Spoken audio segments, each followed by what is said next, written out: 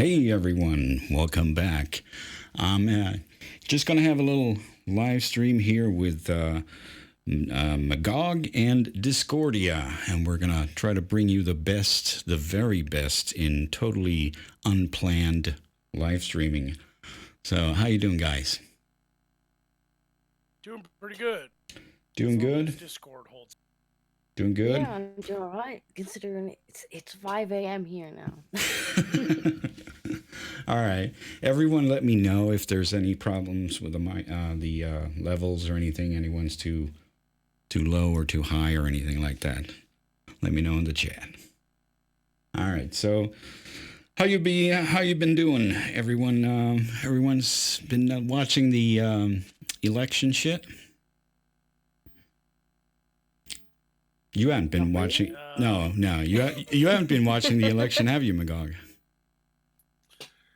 No, I watched the first two Democratic debates, and I decided to skip these because the last time I watched the first two, I threw up a little bit in my mouth and my hair hurt. Well, that's about Wow, that good, huh? That is some. Yeah, that's quality for you. Yeah. Don't get me wrong. There was some quality entertainment there, but there was also some quality cringe, like when everybody started speaking Spanish and like way to make the American people feel like fucking strangers in their own country. Who's gonna vote for you? Right. So do they report on this shit in Britain much? I'm not sure. We've been a bit tied up with Boris taking number 10. Oh yeah. Boris Johnson. Yeah. Yeah. So much has We got happened. Boris and Trump together. Yeah, we both have like old blonde guys running our country. Yeah, they kind of do look alike. That is uncanny. How are people reacting to him? Well, there's some people who are noticeably upset. I wonder who those are. But I think he has restored a little bit of faith in the Conservative Party that they might actually deliver what they promised they would deliver. Mm-hmm. Well, I mean, he hasn't brought you out the EU yet, though. So I mean, he still has to. The leaving date.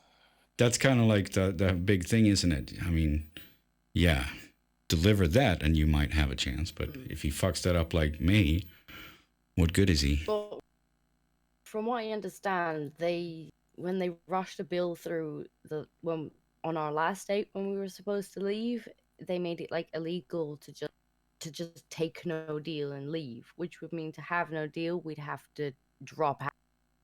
Okay. On our leaving date with no deal in place. Right. Hold on. People in the chat are saying that you guys are very low, so I guess the only thing I can do about that is because Magog is already at max. So the only thing I can do is lower myself then. So then you guys can turn it up a little bit. So I don't know. How's that? That's 4 decibels down for my voice. So let me know if that fixes anything or if I'm too low now or something. Up to you, chat. We will listen to you. Anyway, back to Boris. So do you think he will actually make you leave on the what was it, October 31st? I hope so. I think it does depend on the parliament now. I mean, he's only got a majority of one now, I think. Mm-hmm. So if they continue trying to block him at every turn, he could struggle just with them. Well, that's happened to Trump plenty of times, so expect it to happen to you. Yeah, of course. Yeah, I think that happened with May a bit as well, although she was quite incompetent with her negotiations. But yeah, I think he could struggle with the parliament. Well, yeah, I mean it sucks that you guys first tried to get somebody who couldn't find her way out of the kitchen to try to get yourself out of the EU. All right, like And I know that's an incredibly sexist joke, but god damn it, I went for it. Swing and a miss. Wow. What do you? So what do you want? I mean, it's good with those kind of jokes. I'm not bringing my A game to the unprofessionals, okay? Just fucking not. Yeah. God damn it, I'm still just getting used to having internet out in the middle of fucking nowhere. Give me a break, guys. That's the fucking future, man.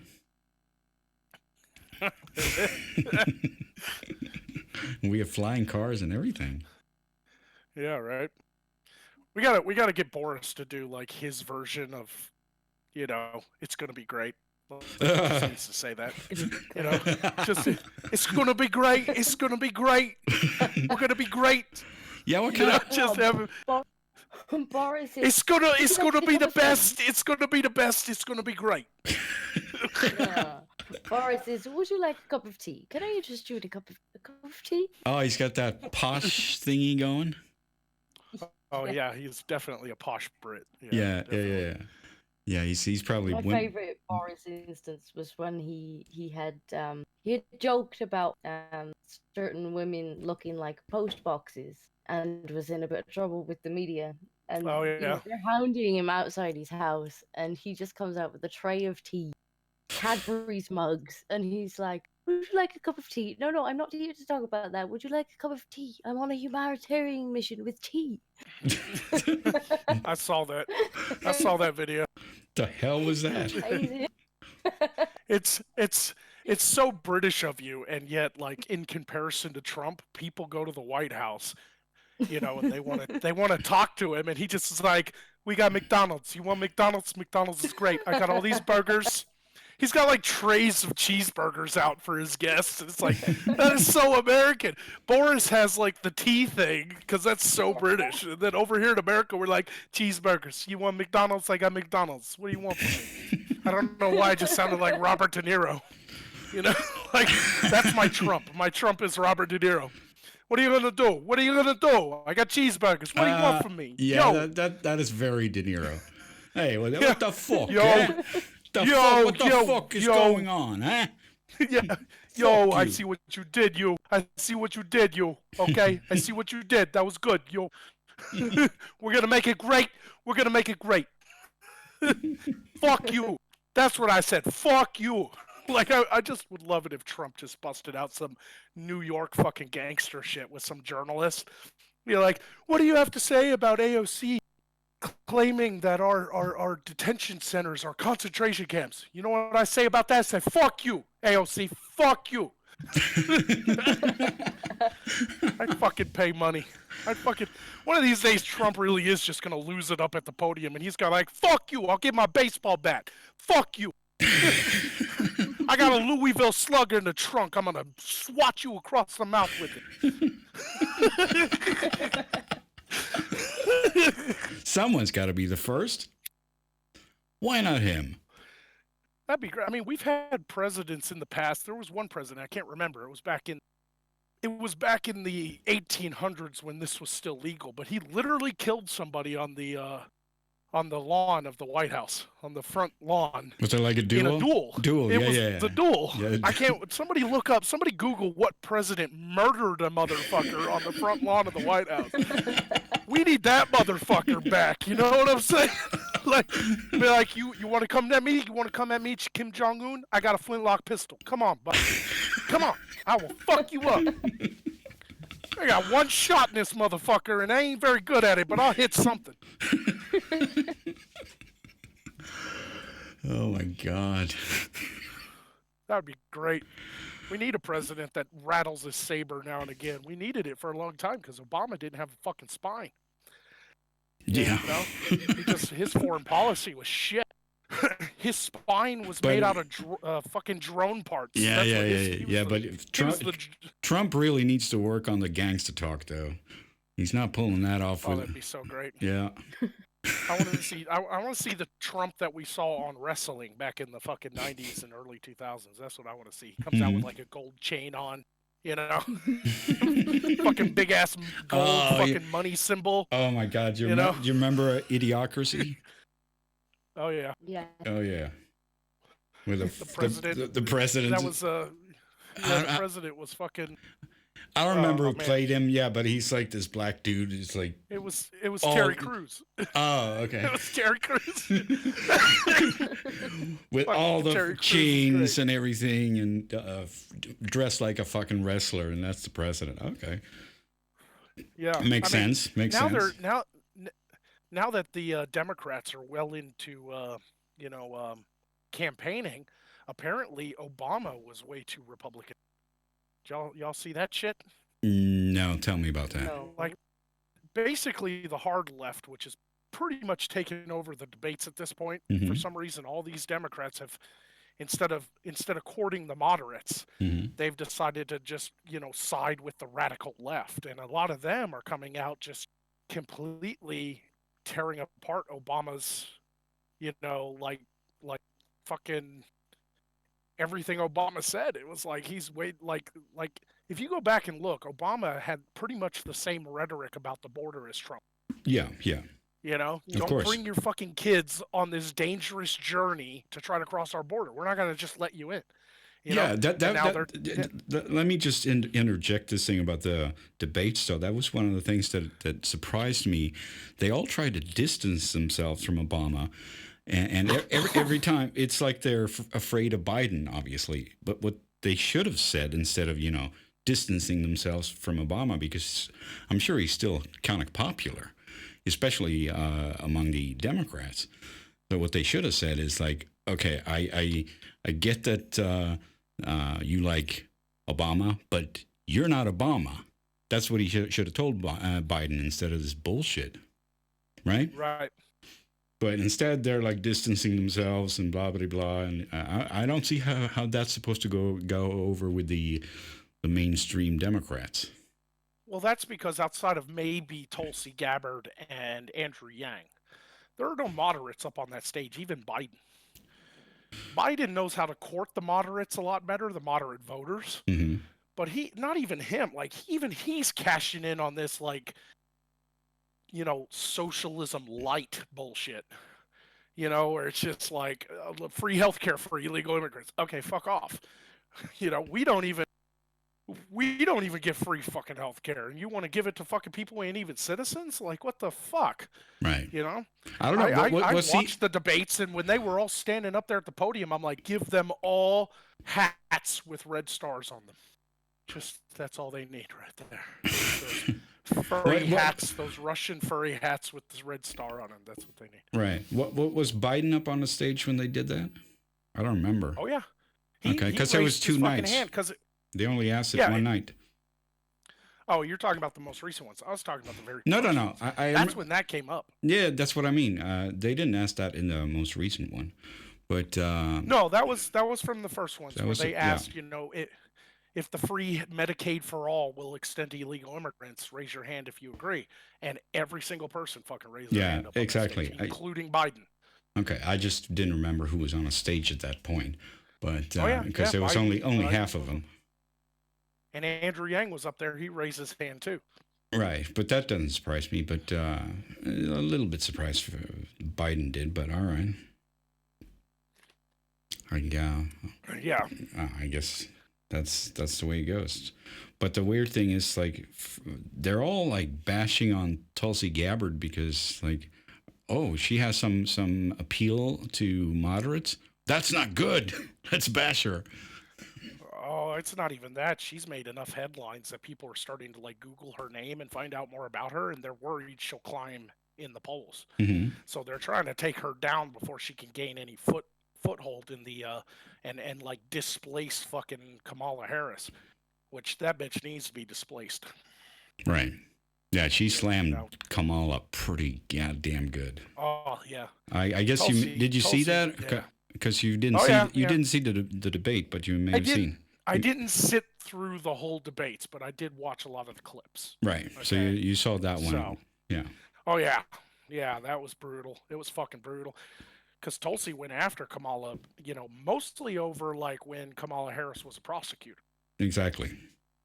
And it was like hardcore, where she's like, she's kept people in prison for longer than they needed to be, and all this and that. And I was just like, And Kamala was just over there shaking her head, going, "Nuh-uh, bitch." But I think deep down inside, she was like, "Oh fuck, there's no way to dig out of this one." Yeah, Oh man. she just basically said, I don't know. She tried to ignore it. She had no comeback on that. She's just okay. Well, let's just move on. That was kind of embarrassing. Yeah, there's something weird. We found ourselves in a really weird world where the right thinks the left is wrong. The left thinks the right is evil. Yeah, Yeah. exactly. That is a huge difference. Yep. Not just the right that they think is evil. It's anybody who's slightly right to them. Right. Yeah. Which means everybody that is fucking just right of Jane Fonda is a fucking neo-Nazi. You know, it's Pretty like, much. fuck. Even Bernie Sanders, I've seen articles written by like leftist media, stuff that's all like, do we really need like, I like Bernie's ideas, but do we really need another old white guy? And it's like, here they go. Yep. There Here we they go. fucking go. The fucking identity politics coming back to bite you in the ass. Oh my god. And don't get me wrong, the extremism on the right has happened. We've had some extremism. Of course. We've had radical religious Christians blow up abortion clinics and things like that. We had another shooting recently, Mm-hmm. and a guy wrote a manifesto about might is right and all that stuff. And I get it. I'm not blind to the extremism on the right. Right. But I've always just kind of noticed that the entire world, whether you're right or left, has no problem condemning the extremism on the right. Right. Whereas the extremism on the left may not be as hardcore. It may not, like, people haven't been murdered. But when Antifa beats somebody in the street, fucking CNN comes out and goes, well, not all Antifa are like that. Antifa's actually a really good group. You literally have like tech companies, billion-dollar corporations, and news media totally like backing up Antifa. Like, that scares me way more than some crazy wackaloon on my side who decides to take out a bunch of people and then gets shot himself. Of course that's bad. We should totally not do that. And we should totally condemn it. But Right, God right. damn it, when did Fox News come up and be like, now wait a minute, I know this guy just murdered 50 gay people, but not all, neo-Nazis are bad. Yeah. Not all neo-Nazis are bad. When They've the never fuck done does that happen? No, That doesn't happen. No, they've never done that. Hold on though. Super chat. Self-made woman.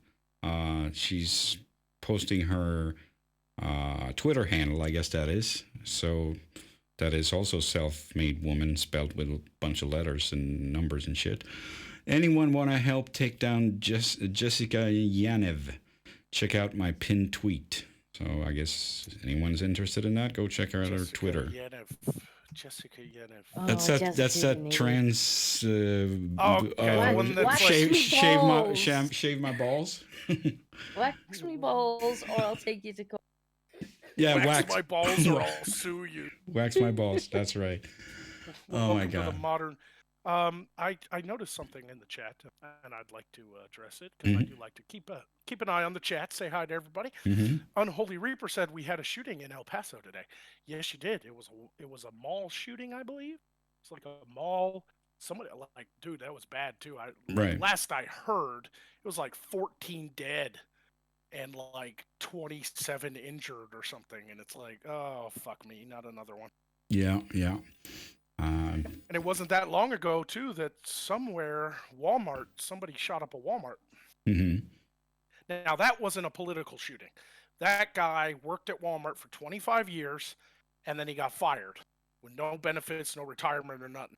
So he decided to go back to the store and murder his manager and like 2 other employees. Right. That's somebody going postal. That has nothing to do with politics. Pretty much postal. Yeah. Yeah, that's the definition the of that situation. Yeah. Yeah. But as far as the mall shooting, I haven't seen anything since this afternoon, so I don't know who it was who did it. Many or details on it. Yeah, I've seen some. Yeah. I've seen a little bit. Like they caught the guy and blah blah blah. Apparently he's a Nazi or something. That's yeah, and they'll use it as a cudgel to come after guns like they always do. Yeah, yeah. You know, when to learn that it's not the gun that kills people. I mean, this is the hill the left likes to die on constantly. It's like there's no reason for you to have an AK-47 with that with banana clips that hold 40 rounds. Hmm. Why not? I literally know at least 8 people in the vicinity of where I live, because I'm in Arkansas out in the country, that have guns that are like AK-47s, AR-15s. Not a single fucking one of them have killed anybody. Right. You know, I mean, disturbed people are going to kill people. We need to start really concentrating on why this is happening. Yeah. Yeah, I mean we have stabbings over here, and they're looking at wanting to blunt knives or stop people from being able to purchase big cooking knives rather than work out why people are stabbing people. Yeah. Oh my I mean, God. hell, you don't even have to stab somebody. When I was in England, there was I think the second year I was there, some guy just like pushed a fucking woman in front of a train for no That reason. He was just a happened in punk ass Germany kid. recently. Yeah, that shit Pushed a happens all woman, the time. child in front of a I think it was last week or something. Yeah, it's like, do you really even need a fucking gun if you want to kill somebody? Now, I do understand that mass shootings, the point is to kill a lot of people. And Yeah. it would be very hard to kill a lot of people if you didn't have a gun. You'd have to make Hmm. a bomb, and not everybody can make a bomb. Hmm. Or you'd have to drive a truck of peace through a crowd. Hmm. Mm. I get that. I get that. There is an argument to be made on why we need semi automatic weapons that can shoot many, many, many, many rounds. But, you know, as sad and horrifying as shooting, I really don't want to give up my ability to defend myself against a tyrannical government. Hmm. If that ever happened, and that's what I don't understand about the arguments of the left. They think Trump is a fascist Nazi, but they also want to give up their guns. That's an interesting paradox. Yeah, that bothers the fuck out of me, because like the very argument of the NRA is that we shouldn't give up our guns because we might have to usurp a fascist government one day and install a new one. That's part of the Constitution. We have every right as the people to destroy whatever government is not working and put in a new government. Right. Right. And we need guns to do that. Right. So they think Trump is going to put jackboots on the ground and tanks rolling down Main Street and keep everybody afraid and start goose stepping his way to work. And yet they want to give up their fucking guns. Oh man, yeah, that's weird. Hold on, super chat. Deep Sixer 1970 says, "Greetings, my lord. Wipe them all out." Oh, wrong show.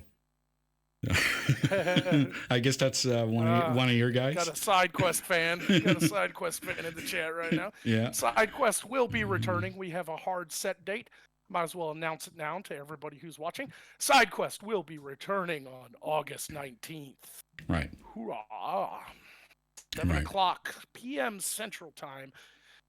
Standard Monday time period. Anybody who watched Side Quest knows that that's the time frame we go, and it's going to be exciting. It's going to be an exciting show.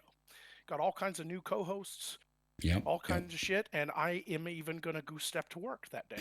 You really should. You really should. Just round out that joke. Yeah. I just had to bring that joke right back around. Another super chat here from Stuart Roberts says, greetings from Still. Yeah, okay, that's a guy I talked to on my Discord server, which you should join, all of you guys, of course. And the link is in the description. It keeps coming up in the chat every once in a while as well. And then we have a super chat from Non Vitae Rex. Not sure if I'm pronouncing that right, but domestic terrorism, mental illness, nihilism, malevolence, take your pick. Also, hello, guys. Yeah. All of those things can certainly lead to someone trying to kill some people, for sure. Now, some people are still saying I'm low and my volume's low. I don't know what to do about it. I'm literally maxed out on everything on my end. I even have my audio mixer up to make sure it doesn't bump down. You know, because how Windows 10 likes to like auto fucking adjust you. Right. But Yeah, you sound yeah, all right to me. Although I have got you on 200%. yeah, I'm at 100% on my end. I don't know what it is. Yeah, I mean you're maxed out here, so yeah, I can't Yeah, no. raise you more here.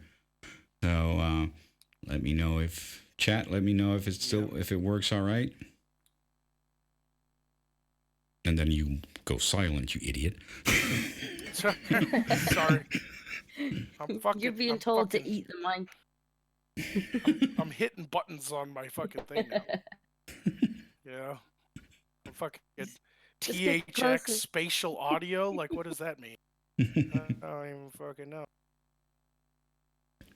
Yeah. Ah. Yep. So I'm gonna try. Like I said, I've got it maxed out. Yeah, I mean, it sounds good to me right now. So I don't know. I guess it should work. Yeah. I mean, it's a You sound USB mic. you sounded a little low in the beginning, but you don't sound low now to me. You will also have me cranked to 200% too, don't you? Yeah, but that's the audio that gets fed into the stream. Yeah. So I don't know. Rory Herbert in the chat is saying volume is fine in England. I hear him loud and clear. Well, there you go. So, if it's fine in England, then it's fine everywhere. Yep. Yeah. Because they have Boris Johnson offering tea to everyone. Yeah. Offering the tea. And then it's brilliant. Yeah. Slighthammer says, "Well, if you popped into your Discord more anymore, well, I do. I was just there. What was it last week? Fucking. Yeah, you're in there quite often. Yeah. I guess you just haven't been there when I'm there. So yeah, you should definitely You do join. marathons in there. Like I'll see you go in, and then I'll go to work, and I'll go to bed, and I'll come back, and you'll still be in that voice channel. Yeah. Like how long you on that? Oh, like 30 hours. Right. Yeah, that has been known to happen. You know, me and my insomnia. So if I'm in there and I'm having fun, fuck it. And I'm all free from work and all that. I'm just I might just stay in there for a day. Yeah, I hop into Discord quite a bit to talk with my fans. I try to keep in touch with everybody since I haven't been doing content lately because I moved, and it's been a long, arduous journey getting ready for regular content over here at the new place. Right. So it's good to keep in touch with on Discord then. Yeah. I might have to get back to it though, as soon as I have running water. Yeah. Yeah, it's good. So maybe we'll talk. Maybe we'll take calls later or something. Yeah, that could happen. Yeah, so that could be a thing. I don't. Magog, did you get a new job recently? Asked Too Legit to quit. Too legit.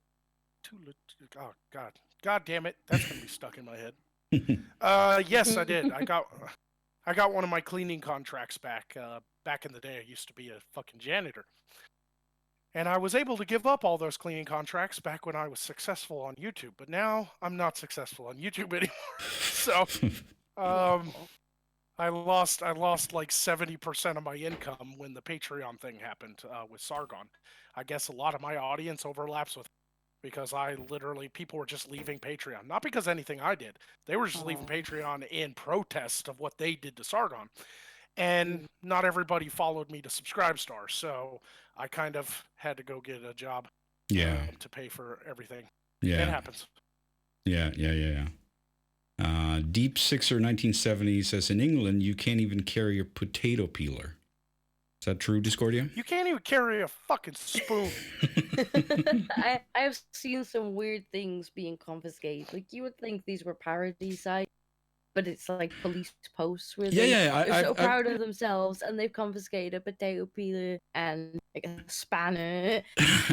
I have seen those pictures where it is actually a butter knife. I haven't seen a potato peeler, but I've seen the butter knife, and that was police accounts as well. Sorry? Oh, By the way, you can. These are legit police accounts as well. Yeah. It was from some police department in England. They posted that on Twitter, being very proud. Like, yes, look at us. We confiscated a butter knife. These Okay. are off the streets now. It's off the streets. You don't have to worry about this butter knife ever again. We took care of the problem. It's fine. Go back. Nothing to see here. Go move along now. I think also the police are secretly. I don't think they think that butter knives are hurting anybody. I think they have a secret agenda to make sure all of your croissants and scones go dry. Maybe. They want to ruin breakfast forever because breakfast food is about the only goddamn thing you Brits got right. Yeah. Wait, who's having croissants for breakfast? That's what you eat for breakfast. Is little I'm bits. Scottish. We fry everything. We have a big plate of Exactly. fried stuff for breakfast. Yeah, you Right. get eggs and you Just get a eggs and hard bangers. tack on a plate. That's better. Yeah, I don't like those fucking croissants either. Fuck those guys. Anyway, super chat from Amon Sewell says, a little late. Who's the chick? Well, it's Discordia, the Discord god. Also, a person who helps me run the Discord server. Yes. But we call her Disco for short. Yeah. I don't have anything really. And the reason that we do that is because she's got moves. You can tell by the way she walks. Oh yeah. You can tell by the way she walks. Got that swagger. Have that name, that nickname. Mm-hmm. God, that was a bad joke. I even feel ashamed for that fucking joke. I felt you trembling there at the end. It's like, should I even say this? Oh yeah, it's the Unprofessionals. Yeah, I should say it. She's so disco, she has a mirror ball in her fucking closet. Why? How do you know Because that? You know absolutely that. no reason to have a disco ball, a mirror ball in your closet, but there it is. Yeah. I also like your Discord. What was it? Anti-Disco's Daycare? Yeah, sometimes Discord feels like I'm running a daycare. Oh, that one's good. Okay, Self-Made Woman has a super chat. If Britain is hell-bent on being a dystopia, the least it could do is be cyberpunk. Well, that's a good point. No, in England though, it would go straight steampunk, and that's gay.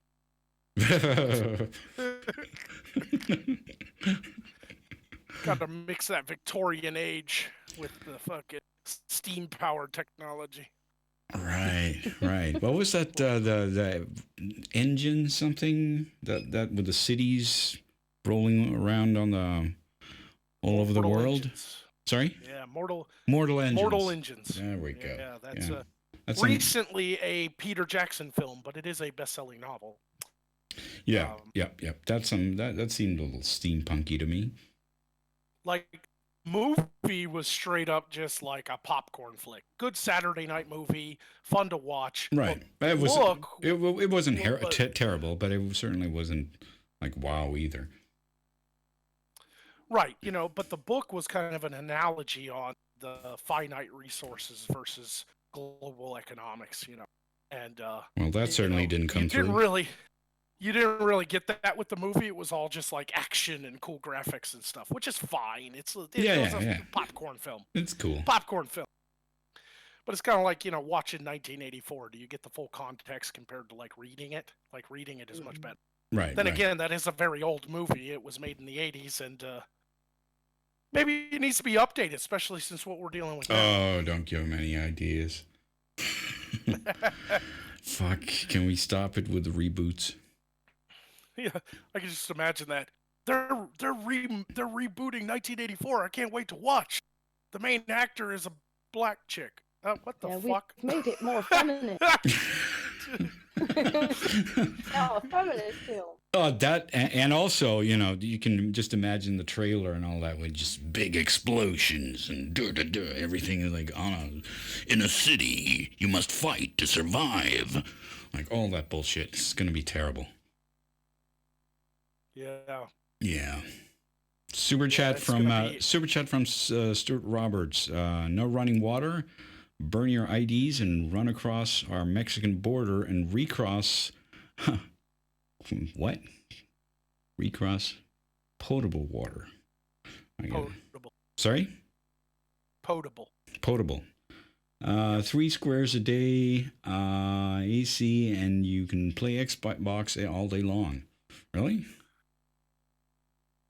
Yeah, apparently. I mean, don't get me wrong, not all of the detention centers on our border are like five-star hotels, obviously. No. I mean, some of them needed that much needed money, but not all of them were none of them were fucking Auschwitz. I remember seeing a fucking video of a guy and the kids were crying and all the photographers, they want to take pictures of kids crying and then put them in a fucking article saying, look at the horrible treatment. You know why them kids were crying? Because they were so overwhelmed by people. They had to build tents on the soccer field so the kids couldn't play soccer. Right. Like, okay, I realize things are sometimes bad. Mm-hmm. Okay, I get it. I'm not trying to be like everything is perfect on the border. But come on, guys, they're not Auschwitz. Okay? No, it's just not. No. It's just not. Well, fuck's sake. And if you want to see that explained, you can just go watch Sorgon's video that he put out today. Yeah, and you're not just saying that because you did some guest voice work for him. Yeah. Well, I'm in there briefly. Yeah, 1984 was a guide for the authoritarian left. That is definitely true. Zeiser, I hope I said that right. Yeah, like somebody needs to call Mark Zuckerberg and be like, 1984 is not a user. Exactly. All right. Brockus as a super chat. He says, "You're being lied to. The wizard knows more than he admits. Beware the jingling bells and puffy dog of cuteness. They're harbingers of the apocalypse." Okay. What's up, Brockus? Long time. Is that from like Wizard of the Oz or something? I have no idea what the fuck he's talking about, but okay, yeah, just roll with it. Well, thank you for that. It's Brockus. He's an orc. Okay, he's got like 34 brain cells, and 32 of them tell him to just slaughter and pillage and raid, and the other 2 brain cells are reserved for pissing and shitting. Fair enough. Okay. Yeah, that's how it works with orcs. Apparently, I don't know what I'm doing either.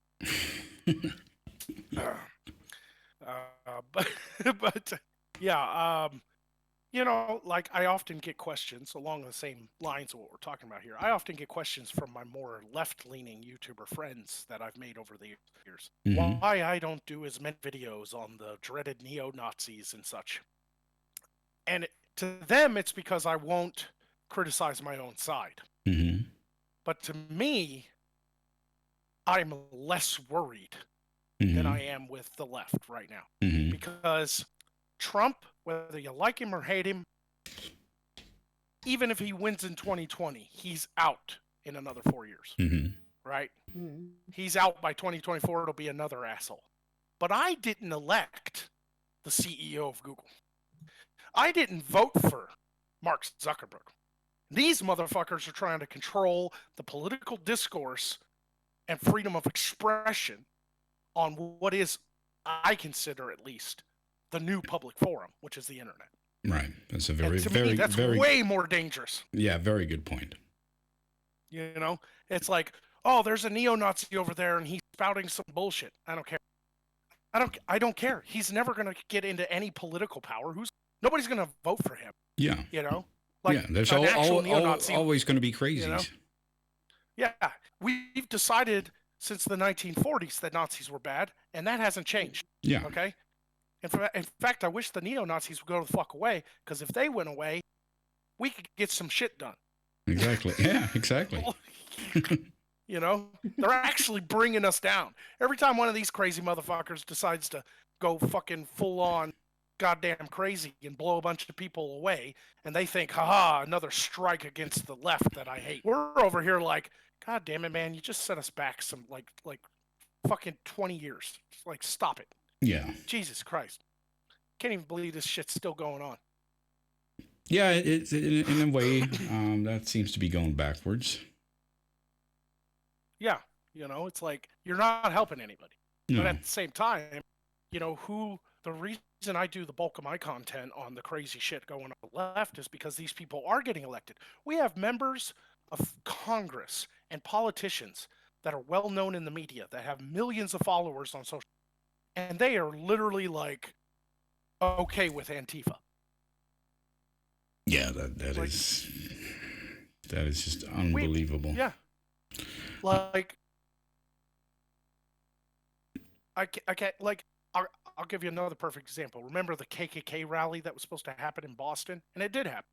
And Boston had to spend $600,000 on security, and they had SWAT team out there and riot gear, and hundreds of counter protesters showed up to counter protest the dreaded like KKK white supremacists that were holding a peaceful rally, and the police had to protect the KKK members from the crowd because even they have a right to speak in this country. So all these hundreds of thousands of dollars spent here, hundreds of counter protesters showed up, and how many KKK members showed up to this rally? 9. 9 fucking guys with neo-Nazi tattoos showed up and saying the white race, blah, blah, blah, blah. Where is America's white supremacy? Where is this scary white supremacist group that's just swooped in and taken over America? You know? There's a town in, I think it was Germany. I read it a while ago. They've got the right idea. Whenever this small group of neo-Nazis decides to do a march or whatever, they put like lines on the ground, like milestones, and they fundraise for the causes that they would hate. And they cheer them on, and they're like, come on, yeah, you keep marching. Every milestone you hit, raise more money for the causes you're against. And they ridicule them. Yeah, that's the best way to do it. Right there. Right. You know, take their power away. Like, name one actual real neo-Nazi, not what the left thinks is a neo-Nazi, because at this rate, you know, everybody's a neo-Nazi to the left, right? Like, even they are neo-Nazis. They have that, like, white guilt complex. You know, so like, name one actual neo-Nazi with a swastika tattooed on his forehead, who's in Congress right now, or who's the governor of a state, or who's in even a local congressman, a local alderman. Name fucking one of them that is in any position of real political or social power. How many neo-Nazis, real neo-Nazis with swastika tattoos, fucking hate everybody except white people, are the heads of major billion-dollar tech companies? Name one. Oh, wait. No, but if my job, I don't know of any. None. No. The answer is zero. Yep. Zip. Nada. You know, even me as somebody who's more right-leaning, considers myself at least a new age conservative. You know, because I'm not like old school conservatives. I don't care if you're gay. I don't care if you're trans. I may make fun of you, but I make fun of everybody. Right. But even when I saw the fucking Charlottesville thing and saw a bunch of white dudes carrying tiki torches, even I cringed and was like, oh, you got to be fucking kidding, right? Like, these fucking guys. But not a single one of them. Opportunity to take the piss out of them and ridicule them. You know, They're tiki. like, oh, how dangerous are they? Let's escalate things. You know what I laughed at? I was like, tiki torches aren't a white culture thing. Like, I'm sitting there watching these guys march with tiki torches, and I'm like, tiki torches are like a Pacific Islander invention. Yeah. Like, what the fuck are you? Like, they can't even get. They love the white race so much, but they went to fucking Walmart and bought tiki torches. tell me neo-Nazis aren't laughable. They are. Everybody laughs at them. But I can't do content on that. If it's my job as an entertainer and a political entertainer, a political comedian, an insult comedian, it is my job to speak truth to power. Mm-hmm. I see all the real power on the left. Mm-hmm. Now, sure, right now they don't hold office, right? No, I mean, but they got the House of Representatives, right? They got the House, so obviously not much is getting done on Trump's side. So it's basically a deadlock. Nothing is getting done. Right. So the left holds the House majority, which means they literally have the biggest power. I mean, I think people assign way too much power to a president. Like, it's well known. It's well known. Anybody who takes even the most basic American government college course will learn one undeniable fact. The true power lies in Congress. The House of Representatives writes laws. That is a lot of power. They write laws. So they control that. Now, they don't control the Senate, so a lot of the laws they write have to pass through the Senate before they go to the president. And so it's kind of a dead government right now. Like, they're against everything Trump's going to do. They're going to write their crazy bills, but Senate's going to shoot them down. It's kind of a stalemate on Capitol Hill, which means I don't see a lot of actual political power or systematic power on the right now because it's deadlocked. Right. So I turn to social power. And who's got the social power? Tech companies, Hollywood, celebrities, mainstream news. They have the power to change everybody's mind and control the flow of data so that everybody thinks one particular way.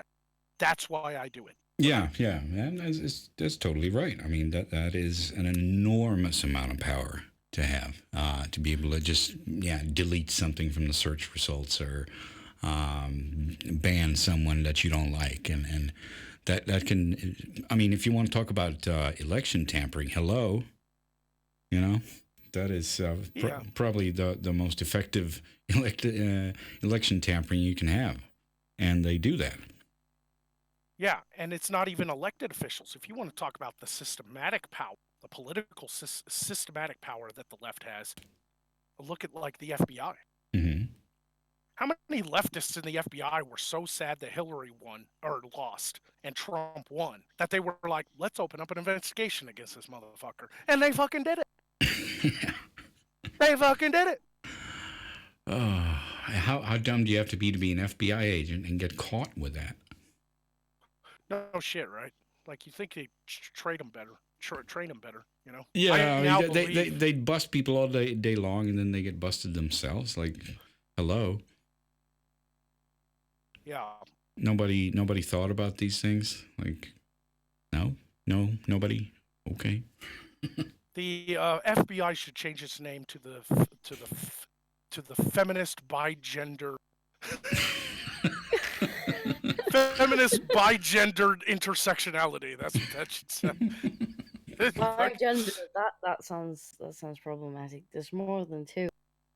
I know, right? Oops. Hey, I just had to make that joke up on the spot. It was hard. Okay? That'll be Magog banned from the internet. Right. Okay. Let me do super chats here. It's Futternut that doesn't have a message, so thank you for that. The Harry channel says Zuckerberg and company aren't using 1984 as a guide; they're using Citizen Kane. Okay. Me thinks you didn't watch Citizen Kane. Yeah. I mean, there may be personal things that are similar, maybe. But I mean, politically, it's. I would, however, I will say this. I would, however, love it if Zuckerberg was on his deathbed and he just went Rosebud, and just like died, and like the remote control to the internet falls out of his hand and shatters on the ground.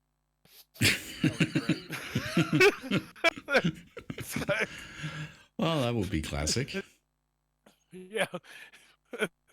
But Stuart Roberts says Buddha the pug is currently planning the Fourth Reich. Okay, that's that fucking pug, huh? That's a prolific pug. It's just doing all sorts of Nazi shit. Well, you know, like Never turn your back on a pug. That's the level of shit we're getting to. It's like they're just upset that you use the word, you know, the words that they don't like. Because at the end of the day, it was clearly a joke when it comes to Dankula, when it comes to Sargon saying I wouldn't rape you or whatever he said, even rape you, to that Jess Phillips woman. Mm-hmm. At the end of the day, if it's, you know, context matters and it's the context of a joke, he was being an edgy, you know, they were both being edgy shitlords on the internet, right? Right, but that's what the court says, though, that context doesn't matter. Right. So basically, they've just been because they can't prove it was or wasn't a joke because they don't care about context. Essentially, what they're saying is, we didn't like that you used those words. Right. Now we can use them all the fucking time. We can call everybody Nazis 5 days a week. You know, don't even get me started on like the arbitrary Twitter rules. You know, but yeah.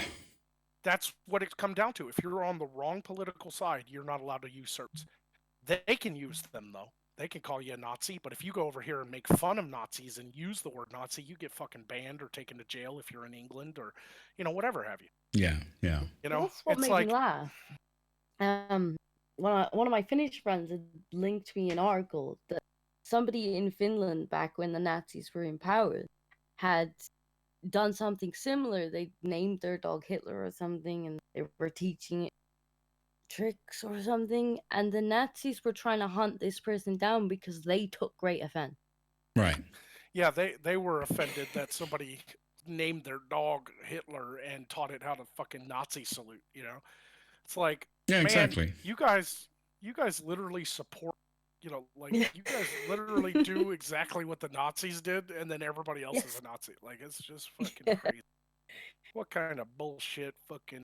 Yeah, I mean, you don't have to get offended on behalf of the Nazis. It's fine. You know, you don't have to. just you know, don't. Like, well, you know, I told you guys the story of how I got a 7-day Twitter suspension. Yes. Sorry? Yes, I remember that. Come again? Yes, my 7-day Twitter suspension. I'm sure you have, but I don't remember. Well, let me beguile the audience with this wonderful story. Mm-hmm. So one of my hate watchers, who is a friend of a doctor of mine in Undooms, on Twitter, decided to really lay into me. I'm talking targeted fucking comments on everything I posted, even non-political stuff. We're talking tons of fucking comments. Just everything I posted, there was a comment from this guy suddenly that was just like, you're this, you're that, you're so fucking dumb, you're a moron, you know, and all this, that. And I took it, you know, like, I don't care if somebody doesn't like me. I let them speak. Mm-hmm. But I don't let them speak without, dishing it back. I'm going to dish it back. Mm-hmm. But then this guy crossed the line with me. And that's not easy to do because, you know, I got some pretty thick skin. But he accused me of stolen valor. Right. And being a right-wing domestic terrorist. Yeah, I remember it now. But go ahead. Yeah. That crosses the line, in my opinion, to defamation, slander, libel, you know? Because you call somebody a moron, they don't get fired from their job. They don't get hate mail. They don't get labeled anything, really, you know? Mm-hmm. You call somebody a pedophile or a terrorist or accuse them of stolen valor or something like that, then you could lose your job. You could have, you know, death threats come in the mail. People could find, you know, people dox you, find out where you live, because now you've been labeled as this thing that is the ultimate evil, right? Yeah. So I took great offense to that, especially since I served my country with distinction, you know? Mm-hmm. And of course he wanted proof every time. I was like, dude, don't accuse me of stolen valor. I fucking served. I literally have pictures of me shaking hands with George W. Bush. Mm-hmm. Like, that fucking happened. He signed it. I have George Bush's fucking autograph. Like, so, this guy doesn't believe it, though. So he's all like, you need to prove it. And I'm like, I don't have to prove it. You're the one who's making outstanding claims. But the only way to really prove it is to show you my DD-214, right? Mm-hmm. and that has my like social security and all that stuff on it. I ain't gonna fuck internet just to prove some asshole wrong, right? Of course. So I got tired of it. He calls me a fucking right-wing domestic terrorist that belongs on the same watch list as ISIS, and he accuses me of stolen valor. So I called him a cocksucker in the most grotesque way I possibly could. I was like, I'm gonna be fucking your wife. I'm gonna be fucking your wife down at the local truck stop glory hole sucking dick. You know? I called him a cocksucker in the most eloquent way I could possibly put it. Mm-hmm. He flagged my tweet for and Twitter. You dropped out. Sorry, he flagged it for what? He flagged my tweet calling him a cocksucker for harassment. And Twitter suspended me for 7 days. So what I did, and when you get a Twitter suspension, you can't DM, you can't like tweets, retweets, or make tweets yourself, but you still have access to your account. You can still do some things, like you can still look at your wall and see things. You just can't comment on anything. Right. You can't send messages, nothing. Right. But I still had the power to flag stuff myself. Now, I'm not a flagger. I've never flagged anybody. Not really. The only people I flagged are like bots, and I know they're bots. Right. But I decided, since he flagged me, I wanted to test Twitter. I wanted to see if what he said was just as bad as me calling him a cocksucker. Mm-hmm. And this was just a test. So for the first time in 2.5 years of being on Twitter, I went and reported a tweet. For the first time in 2.5 years. Right. I reported his tweet calling me a domestic terrorist and accusing me of stolen valor. Twitter emailed me back saying, we found nothing wrong with this tweet. Well, there you have it. It's totally arbitrary. You know, you just have to be on the right side and attack the right people, and it's fine. You know, it's fine. Don't worry about it. Yep. So the moral of the story is calling somebody a cocksucker and a moron is worse than labeling them a terrorist and accusing them of stolen valor. Thank you, Twitter. That is that's just so stupid. I mean, like you said, you could lose your job. I mean, isn't it illegal to defamation? Yeah. No. I mean, to actually say that you served when you didn't. Isn't that some sort of crime too? Yeah, that's stolen valor. It's basically the same as like impersonating an officer of the law. Right. So it is also a legal term. Yeah. So I mean, someone. When you accuse someone of a crime, then you know there's other implications. Right. Then someone could call the police, and there has to be an investigation, and obviously they drop it instantly, but it's still a pain in the ass. Yeah. So that's my story about how, like, my actual proof that Twitter, like, I've heard stories. Twitter doesn't apply their rules even. Right. But until it happens to you directly, you don't really know if those stories are true. Now I know. Twitter's a piece of shit. Oh my God. Yeah, it's all over. Let me just get the super chat here. Non Vitae Rex says, to be fair, most leftists thought Hillary would win. Well, yeah. Yeah. I don't know how that is to be fair, because they all thought that, right? Everyone, even the right thought that. Everyone thought that. Yeah.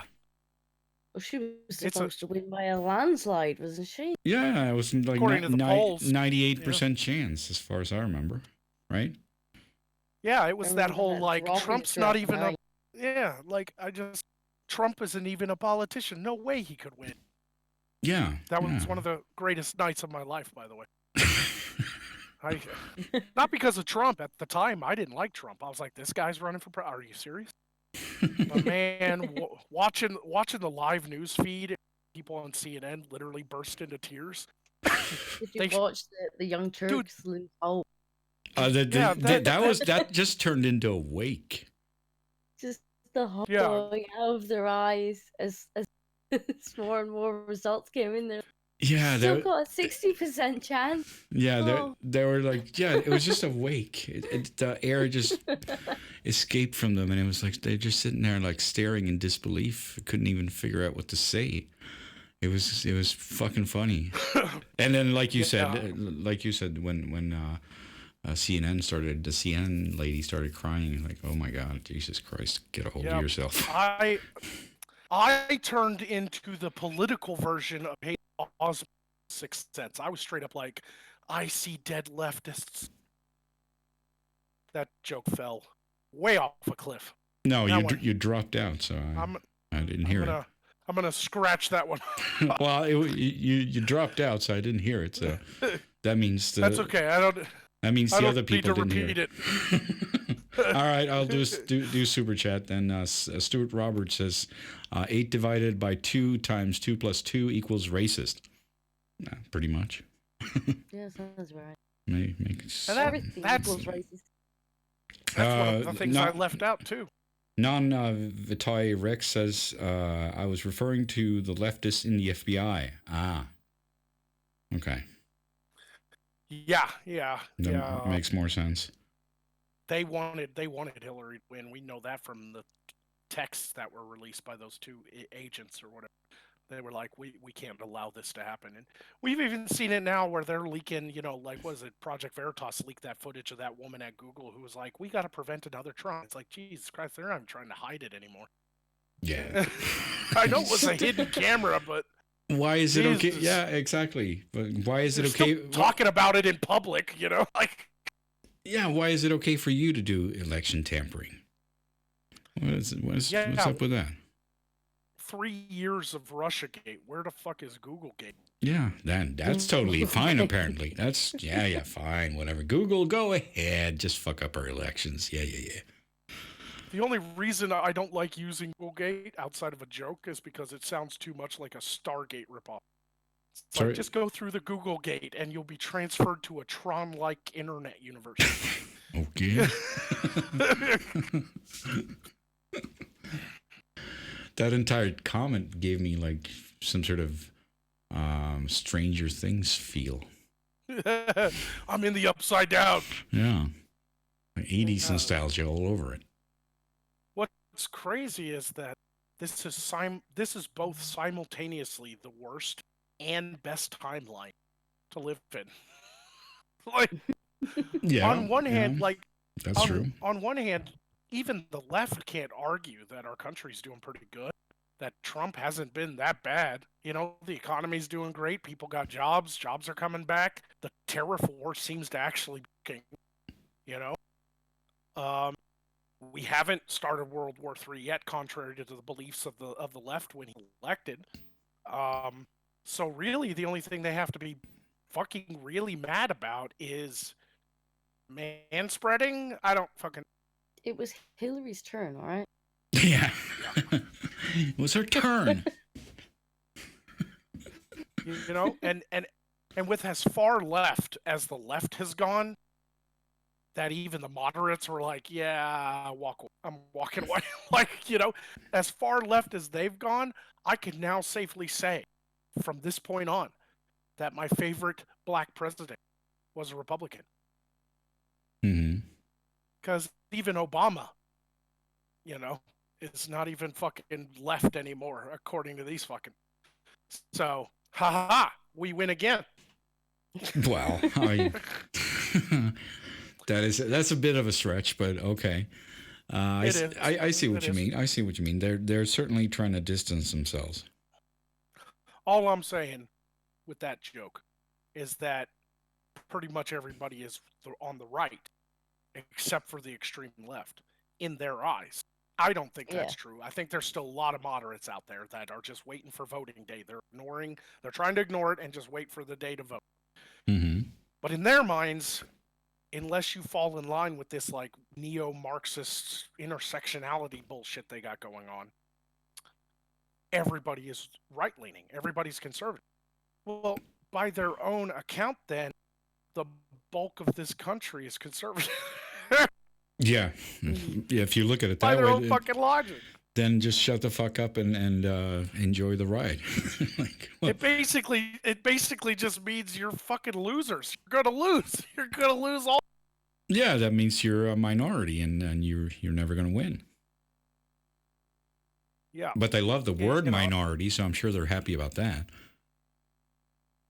Yeah. Oh yeah, they're happy to be that. They get to claim all kinds of disabilities and shit. Like that happened too. World Health Organization. That one kind of flew under the radar. A lot of people did videos on it because shortly after that was the concentration camp thing happened, right? Mm-hmm. But the World Health Organization passed like all kinds of, you know, new fucking rules on what constitutes a disability. And apparently, going more than a year without sex is a disability. The fuck? Okay. Are you serious? Yeah. So, not getting laid is a disability, but what wait. it. So incels are now a protected class. I guess so. But according to the World Health Organization, a lot of people listen to in the science, in the ecology, realm, social sciences. Mm-hmm. But also, what did they take off the list of disabilities? Transgenderism. Okay. Because they thought it was mean to call people who are transgender disabled or have some sort of mental disorder. Okay. They want to demedicalize it. So they don't want these people to get medical help because it's mean to call them disabled or mentally deficient. But they add to the list not getting laid. How does he? How? What? Like, Yep. how do these people even breathe?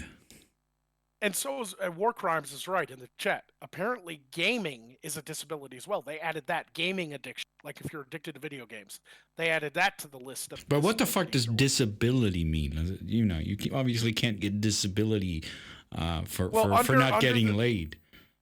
Right under the World Health Organization, whatever they list as some sort of mental disorder or addiction or anything like that, that gets sent out to all the countries, and if everybody reads it, it's up to the countries. Right, but are you sure they called it? Are you sure they called it a disability? Because that just sounds like something you get paid for by the government. Like, oh, you're disabled. Here's some cash. Yeah, it is. Okay, but it could be. Yeah, I could mean, but basically, you're able to claim a disorder and get disability if the country in question you live in honors the World Health Organization's. Wait, was it was it disability or disorder? I think it's disorder. Okay. Well, disability that makes more sense because, like I said, disability, that sounds like something you can get paid for. Yeah. But you get a disability for a disorder. So that's what I was getting to, is that if a country honors the World Health Organization's, fucking standards, then by osmosis, if you haven't been laid, you should call your like, I got a not getting laid disorder. Terrible. All right, here's some money. Go get a whore. And by that logic, the government of said country, if they honor the World Health Organization's, fucking standards, then they should give you disability for not getting your dick sucked. Or getting your pussy licked. I don't want to be sexist. I guess. Or, put prostitutes on the NHS. If you haven't gotten ladies, if you haven't got your cervix utterly destroyed in the past year, go get some money, bitches. Go get some money. Not yet, but I guess that's where they're heading. That's crazy. Yeah, if it's a mental health condition, then by the means of government, social programs, you can claim a mental health condition and get disability, right? Of course. So by that logic, if you are addicted to video games, you should be getting paid right now. Yeah, but then they've totally lost the plot. They've just driven off the tracks. I mean, what the hell does disability mean then? I mean, it's supposed to pay you if you're unable to work to support yourself. That's the whole point. It's not supposed to pay you because you can't get laid or you're addicted to games. I mean, you could possibly say that, well, I'm so addicted that I can't work. Okay, but that's kind of a different thing, though. Right. It's they're just mixing in everything in the kitchen sink into disabilities then.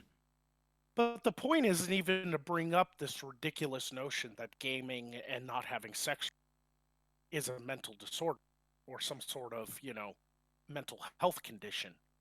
It's the juxtapose that with them removing gender dysphoria from the list because they don't want to be mean to transgender. It's not even. I don't even think it's that they want to be mean to them. I think it's they want to demedicalize it so that people can self-ID. There's a big push at the moment where some trans people they see it as a medical condition and they want to diagnose it, and these self-ID people are coming in. They're like, no, we're non-binary. We speak for you, and they call them names. The ones who want medical diagnoses in the community. What do they call them? True scum or something. Sorry, what? True scum or something. So it's a derogatory term. I never heard that, but that's crazy as shit. Rose of Dawn's talked about it a lot, and yeah, they're taking over the trans movement with non-binary people, all self-ID. And those who have actually transitioned with gender dysphoria, if they don't agree, they can get lost. I want to dress like Magog, get in my costume and do the voice and everything and go down to the local fucking, disability office or social security or whatever and be like, I'm jerking off too much. I mean, I'm over here it's like, it's just fucking every goddamn hour. Like, I've got tennis elbow and I don't even rack it, okay? Mm-hmm. Yeah, that'll give you some disability there. It's just here. Well, fucking by the way I'm dressed. Fuck yeah! Just pay this guy. Just get the fuck out of here, all right? Yeah. Right. Somebody says that Discordia is breaking up. Keeps breaking up. Yeah. I don't know. I haven't really. It is breaking up a little bit. Both of you are, but I don't know. I guess that's you're in the bush out there, and Magog, you're in. We could try switching the server region actually, if that. Yeah, that might work. If that's a problem. Let's try. Is that something you can do? If that's any better. Sometimes the Discord server regions make everybody robot a little bit. Okay. Yeah. You came out a little lower now, so I'll raise your level. Sorry. Okay. Well, it does sound a little better for now anyway. Let's see how it goes. Let's see how that goes. Yeah. Yeah, we'll give that a try. Yeah. Guy Kato, I hope I said that right. Guile Kato says both of you non-undoomed people are robotic. I love that. Both of you non-undoomed people. Fucking non-undoomed person. I'm going to use that one as a disability. Hey, I'm going to walk into the Social Security office. You want to claim a disability? Yeah, I'm not undoomed. What? What? Yeah, it's really weighing on me that I'm a non-undoomed person. Hashtag non-undoomed person. We deserve rights. We do. Well, faceless lives matter. Yeah, exactly. Your favorite movie is Mannequin. I don't even remember what that is. Never seen Mannequin? Oh, yeah, maybe I have. I just don't remember it. I'm not good with it. It's from the 80s. It's about a guy who works at a retail store at night. I think he's like the night security guard or something. I don't even remember it because it's been so long. But basically, one of the mannequins comes to life at night and becomes a real woman. Oh, I think I've seen that. I Yeah. don't have good memories of it. No, I it's don't. cheesy as fuck. I don't get a good feeling about it when I don't remember much, but that sort of rings a bell, basically. You don't get a good feeling from the whole 80s, okay? Well, there are good movies from the 80s. Fuck you. I'm not saying movies, I'm just saying the 80s in general, you don't have a good feeling about. It's just a flashback of cocaine-fueled paranoia. Those were the good days. Well, I wasn't old enough for that then. And everybody did cocaine because it was the Reagan economy and it was booming. Okay, technology was going everywhere. People had colored TVs and Nintendo systems. Back to the Future came out in 1985. Some of the greatest movies ever made came out in the 80s. Everybody was on cocaine. If you don't believe me, just look how everybody dressed from the 80s. Okay? Yeah, they must have been fucking high on cocaine. They had to have been high on something to be wearing them bright colors, have the big old fucking hair, men wearing makeup. Like Well, I have room to fucking talk. Yeah, like you should talk. Jesus Christ. No, but there were certainly good movies, but I'm sure it was all fueled by cocaine. Well, that went out of style. Now they're all on meth, probably in Hollywood, and it's just not working out. Get off it. It's worse than that. It's like designer drugs and Prozac and shit, and that's just not as fun. No, they're not having fun anymore. Mm-mm. I wrote this entire script while fucking drinking 29 Red Bulls. Well, let me just throw that in the garbage. No. But there are designer drugs. What was that movie you were gonna? Oh, Mannequin, right? Mm-hmm. That was probably nothing worth talking about, right? I just brought it up as a joke because you're a faceless man. You know, and it was a bad joke. Let's just move on from it. I regret it. Yeah, everyone. We all regret it. I'm gonna have to go to meetings. I'm gonna have to go to meetings. Mm-hmm. Hello, my name is Bob. I wanna start a bad jokes anonymous. Just a bunch of failed comedians in a room. You know, yeah. Louis C.K., why are you here? Oh. It doesn't really have too much to do with the jokes, though. It more has to do with your dick. Yeah, right. I just couldn't keep it in my pants. You were pretty funny, but you shouldn't have jerked off in front of two chicks in a hotel room. Yeah, I don't get that. Like, now I'm on Louis' side on this one because what else do you use the hotel room? Sleeping? No. I just don't understand the whole jerking off thing, though. Like, why don't you just? It is a bit creepy. Like, why didn't you just ask if you could fuck them? I know, right? What? I think he had a weird. Well, yeah, but I don't like to kink shame. You know, he had a weird perverted, thing that made him fucking turned on to like have chicks watch him. You know, like hey. Yeah, whatever floats your boat, I guess. But that one is just something that I don't understand. And I guess that's every kink that you don't understand. You don't understand. That's the way it is. But I wonder if it is a kink or if he's just like, no, it's actually just trying to be chivalrous, I'm so, don't get me wrong. I don't even think it's a kink. I think it should be accepted, widely accepted. See, I'm a fucking American patriot. And one of my dreams has to always been fucking standing in front of beautiful babes in military uniforms, saluting my fucking flagpole. As I jerk off to the national fucking anthem. Because I'm all about freedom. Oh, yeah. America. Hell yeah. America. I'm so goddamn patriotic, I piss red, white, and blue. And my doctor told me it might be pancreatic cancer, but I told him to shut his commie mouth. Yeah, shut your fucking commie mouth.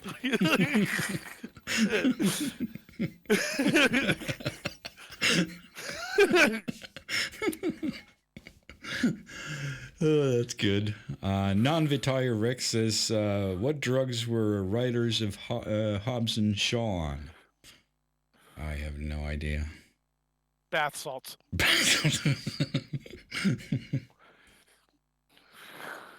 I don't even know what that show is, but I'm going to roll out bath salts.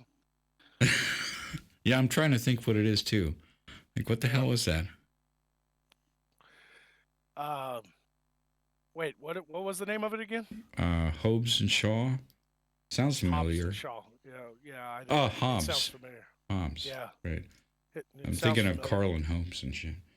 Yeah, I was thinking of Kyle and Hobbs, which is the dude with the little kid with Yeah, the yeah, imaginary yeah. tiger. Exactly. That's what I got in my head. But Yeah, Calvin and Hobbes. Calvin. Yeah. Fuck. All right. Yeah. And everybody's got one of those in the South, man. Those stickers of Calvin like pissing on something. Yeah. Like you roll up behind a pickup truck and there's a picture of Calvin fucking urinating on a fucking like Chevy emblem or something. Okay, here it is. Oh, it's apparently the new Fast and Furious movie. Oh, that fucking Hobbs and Shaw from Fast. See, I stopped watching Fast and Furious after like the third one. Yeah. So, I haven't those watched are it. like, Haven't watched it for years. but I did see the trailer and I'm like, that looks like just like a straight, just like popcorn action flick. You know, typical summer blockbuster money grab. You know. Right. I don't know. I just got bored with the whole car thing. It was just, okay, we've seen this now. Fucking, what is it, 9 times? Yeah, I still love cars. Don't get me wrong. I love cars too, but it's like the concept is dead now. Okay, just move on. Yeah, I'm kind of glad it is. I'm sure it'd make a gazillion dollars though, but you know, I'm just not. I'm not feeling it anymore. Well, you know, Fast and the Furious, I'm kind of glad it's kind of dying out. I mean, people still enjoy the movies, but just for entertainment value. Because when Fast and the Furious first came out, I was in high school.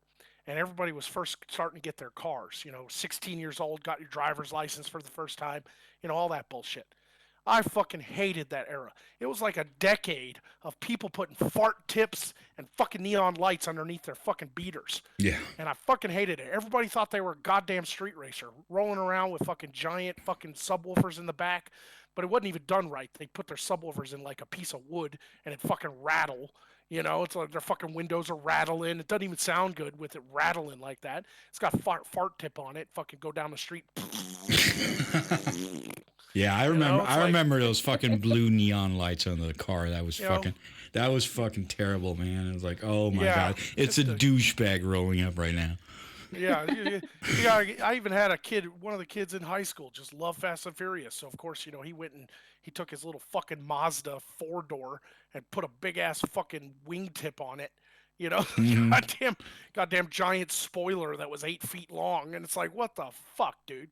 Why you got a wing on you? It ain't gonna fly, no matter what you do. Yeah, that thing is probably just gonna slow you down. I could fucking, you know, I could fucking walk up to your rusty door and kick a hole in it, but you put a fucking spoiler and neon lights on that motherfucker. Yeah. I mean, seriously, on a car like that doesn't go like 200 miles an hour, it's just going to slow you down. That's all it's going to do. It's not going to help with anything else. I mean, the only time you need it is if you're going 200 miles an hour. Yeah, now, don't get me wrong. I've been to car shows and stuff during that time, and there were some people who did it right. Mm-hmm. You know, some decked out fucking cars. Yeah, but then you need $100,000. You need the engine to be on the same level for that to be, you know, even feasible. Right, you know, like... Otherwise, it's just fucking idiocy. Yeah, I mean, you got these guys who love Fast and Furious. They want a street race. I used to go to the street races, the illegal street races down in Little Rock. And everybody would gather out in front of the UPS building because there was a nice long road there, and it was over by the airport, so there wasn't a lot of traffic, a lot of cops or everything. It was across the river from the airport, so there wasn't a lot of cops and stuff. Right. And they'd street race, and one of the funniest things I ever saw hanging out down at the car races and stuff was some guy rolls up and he's got his car decked out. It's got airbags, it's got a sound system, it's got the glowing fucking lights, it's got the spoiler, he's got nitrous oxide in the back seat. Everybody's going, oh, how cool, you know, he hit that button, go faster. Then this one guy's gonna race him for slips, and he rolls up in a goddamn Ford Granada. It was like a 1989 4-door piece of shit. Had rust all over it, back seat was gone. But you know what I noticed when I walked over to him? I'm like, you seriously going to race this guy? He's got nitro. He's got all this and that. Mm-hmm. He's like, yeah, I'm good. And then I looked inside of his car, and he had a fucking roll cage in there. Oh. And I was like, oh, it's a sleeper. He's probably got a badass engine in this. This motherfucker raced this little racer, dude. Beat the fuck out of him. It was like a quarter-mile difference. That motherfucker took an old piece of shit Ford Granada and dropped like a fucking big block V8 with a with a fucking goddamn 400 big block, 351 modified, huge fucking engine, lots of torque, lots of speed. He was getting 1,000 horsepower at the wheels. The front end of that thing came off the fucking ground. Like, it was a top fuel fucking dragster, man, in a piece of shit Granada. Did he get the pink slip or what? Oh yeah, no, that was a funny story because the guy lost and he just kept driving. Oh, he took And off. so now, yeah, he took off. So a lot of people were like, "We gotta hunt that motherfucker down and give him what he promised," Mm-hmm. And I wasn't a part of that. I was just kind of a casual observer of this massive event down in Little Rock. But from what I understand from some of my car club buddies back in the day, they did find his ass and he wouldn't give him the pink slip, so they just beat the shit out of him Mm-hmm. and teach you for racing slips when you don't know what the fuck is under the hood. Never judge a car by its fuck. You get a car like that roll up and you're like, oh, I could beat that piece of shit Ford Granada, and you don't even notice it's got racing slicks on it. You're a dumbass. Yeah. I don't understand that whole thing anyway. Like fucking racing for the pink slip. Jesus Christ, that's stupid. Yeah. Well, it's what Fast and the Furious did though to the social, especially like 16 to like 25-year-olds. It was like just this thing to do. Even I fell for it a little bit. Every one of my friends did shit to their cars. So I fell into it because I didn't want to not have friends. So yeah, I had a sound system, I had this and that, and I put a lot of money into my cars over the years that I wish I could have back. Right. But I never went that far. I never tried to put neon lights under the thing or anything. I liked classics. See, one of my first cars was a 76 Monte Carlo, all decked out, all original, still had the 8-track player in it. So the only thing I really did to it was put a fucking CD player under the seat. I had to hide it because I didn't want it to ruin the 8-track in it. And I kept it all original. Yeah, I put a little sound system in it, updated the sound system, got some nice Kreger racing rims for it. But it was a beautiful car. Loved it. Right. I'd roll up at the car shows, and people are like, "Oh, that's fucking nice." Hold up a second. Discordia, you there? Yes, I'm still here. I was having a little bit of connection trouble there. Okay. I wasn't sure if I was gonna robot. I'm just gonna. It No, seems no. to be green again. Yeah, you're doing fine. I just wanted to ask you if you could just check the Discord and let new people in because I saw someone pinged me there. If Let's have a look. so, I don't remember the bot command in my off the top of my head right now. So that could be good if we take calls or something. Yep. Speaking of weird car fads, do you guys remember spinner rims? Yep. And then the poor person version, spinner hubcaps. Yep. You go to Walmart, they have these plastic hubcaps that have the spinner.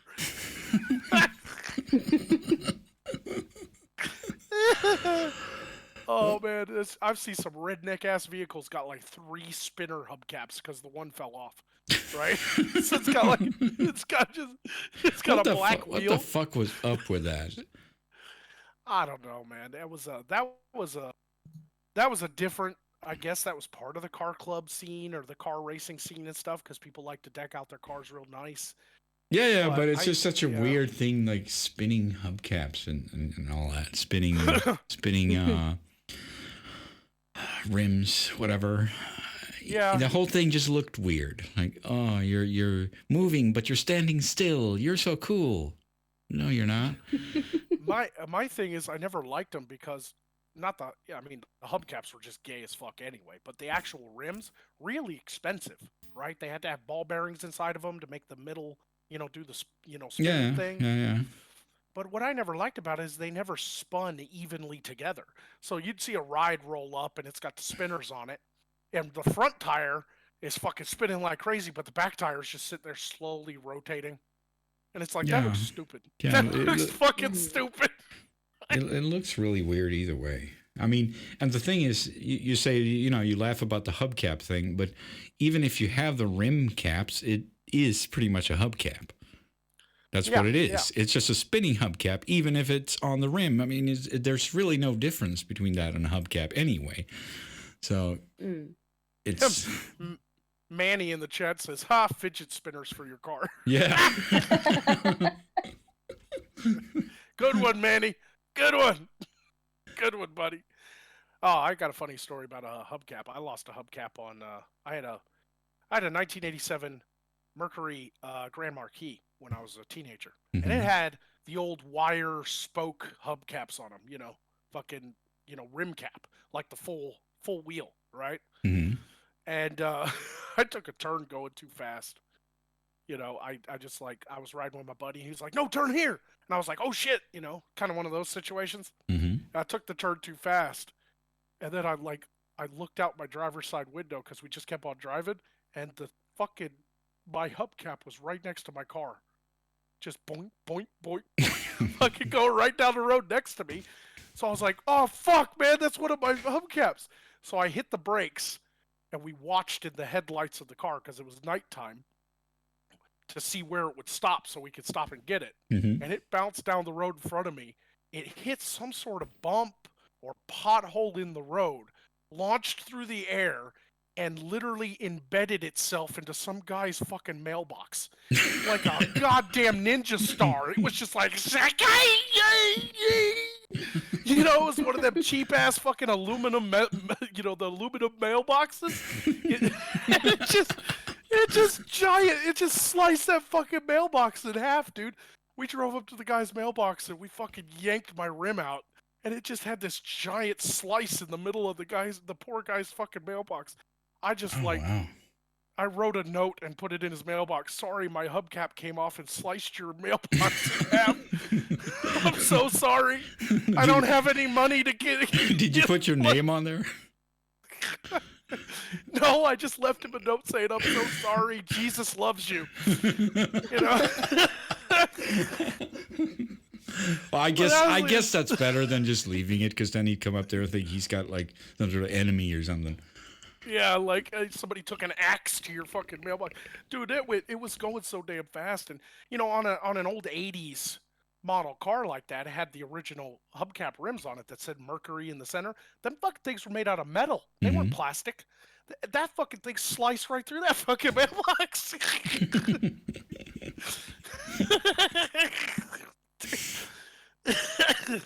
Oh shit, that was funny. We just watched it in the fucking headlights, just tink tink tink tink, getting further away. I started driving so it didn't get out of sight, and all of a sudden it was like ting.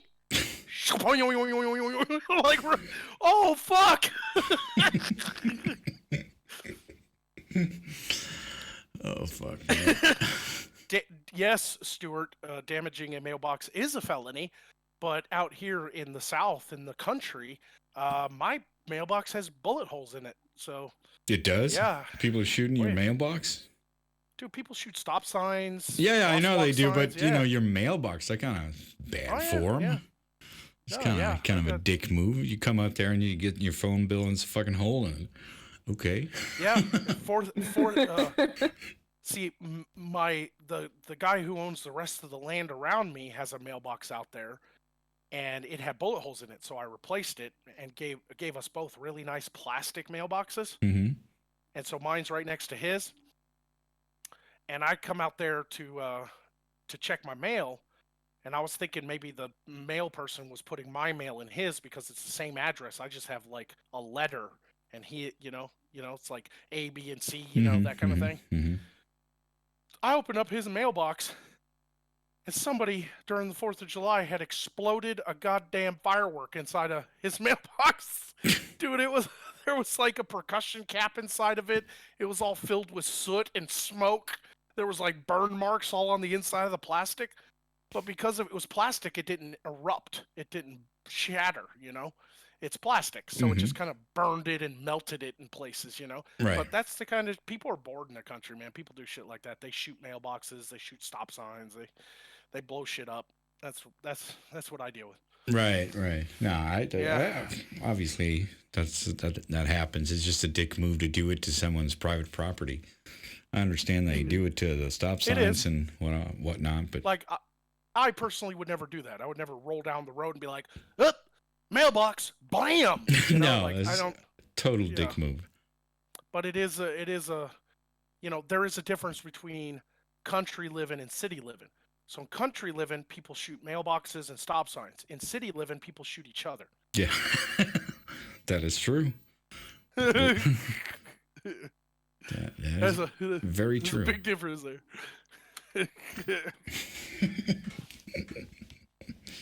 All right. So should we see if there's someone who wanna call in or what? Yeah, if you want, we could do that. Try that, I guess. I guess I'm done telling you guys stupid stories about slicing mailboxes in half. I don't know. I mean, it's up to you guys. I mean, I guess we should let the chat vote. I guess that's the good thing to do in situations like this, right? Yeah, just do it. I mean, I can continue talking on and on and on, but maybe we can get some people in here, give us some direction. We'll say press 1 to take calls and press 2 to not take calls. And see what You're gonna have to wait for the answers to come in. Yeah, that's gonna take 30 seconds, I guess, till they hear that. But so again, 1 to take calls, 2 to not take calls. Let's see what they say. God damn it! Fucking coyotes! What? Ah. I know he's out there. I fucking hear him. I just love the sound of a shotgun. I will shoot you, motherfucker. Show yourself. I will shoot you while I'm live on air, motherfucker. I don't give a fuck. I'm in the country now. I can shoot you. I know he's out there. I heard him growling. Oh, I still like the sound of it. Nicely.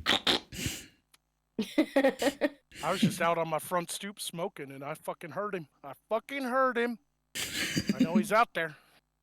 Come on into the light. I so want to kill something on Undoom stream. I like how to hand it was as well. Yeah, like right there. I'm ready, motherfucker. So fast. Zombie apocalypse. It's Come right on. by I have one shotgun by my bed and one shotgun by my front door. What do you expect? Yeah. Country living. I don't see him. Now I have to unload my damn shotgun. All right. Take you back out. All right, there we go. Nice sound. Well, it seems like everyone's or most people are saying 1. So I guess we're gonna have to go to Discord and send out a message for people to get into the green room. Yep. Okay. So Alex Garrett is asking what kind of shotgun do I have. I have 2 shotguns. I have a Remington and I have a Mossberg. The Mossberg is in my room. The Remington is by my door. What is this, a Remington 480? I don't even remember. It's my granddad's gun. Yep. All I have, my first 2 shells in it are birdshot. And then the 3rd shell is a buckshot, and the 4th shell is a slug. So I figured you got two birdshot warnings, and then I'll put buckshot in you. And if you get up after buckshot, I'm gonna put a slug in you. So don't break into my house. I will blow a big ass hole in you and say you fell in the kitchen.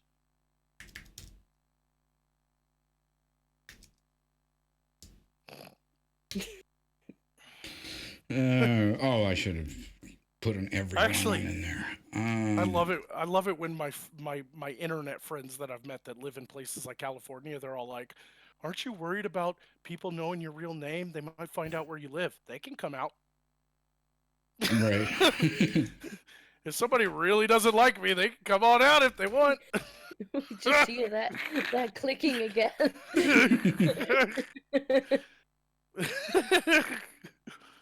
I have my property posted with purple paint and a sign on my gate, because I have a gate to get onto my property, and my gate has a note. It says no trespassing, and then underneath it has another sign that says trespassers will be shot, survivors will be shot again.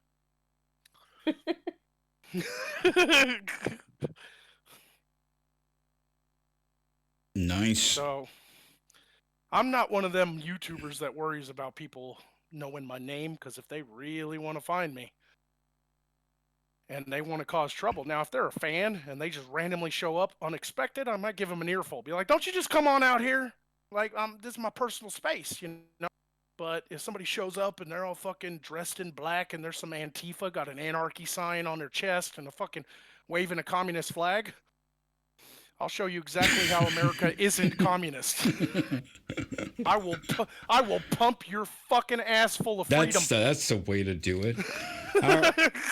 All right, so we have some people gathering in the green room right now. Just want to tell you to have think of a topic that you want to go over.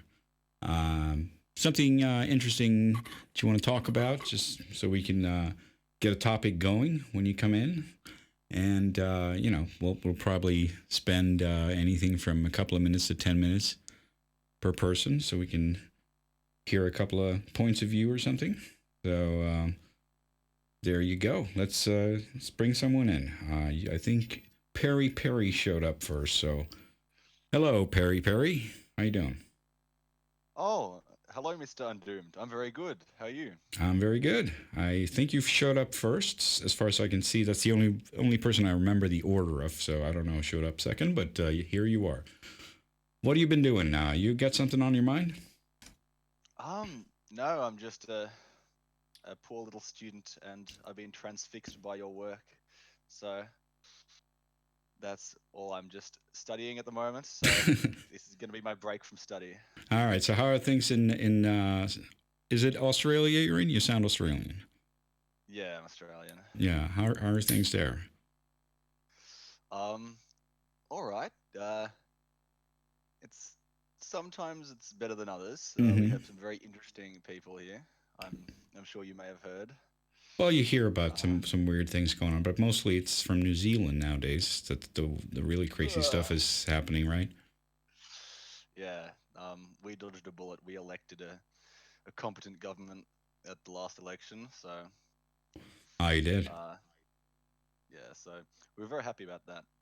But I live in a nanny state, so we get thrown around by what we call a Labour politician. Right. People are saying they can't hear Perry. At all? He's very hella quiet, is what one of them says. Okay, but they can hear him some at least. All right, I'll raise him. I'll turn my mic up if they cannot hear me. Yeah, I can raise your volume here.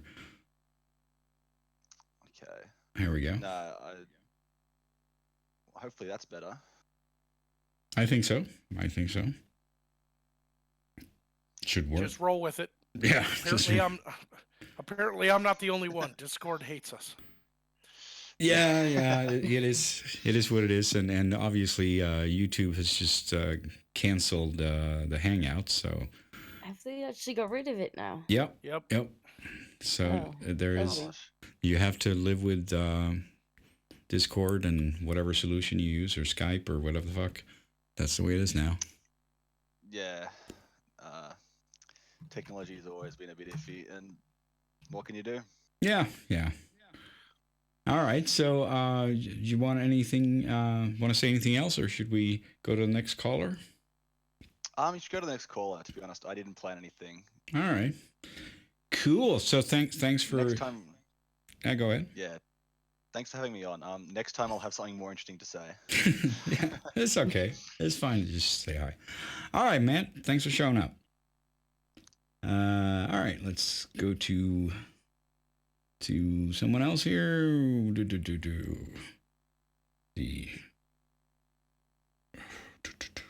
I don't know who this is. Topek. Hey, Topek. No, Teppies. There we go.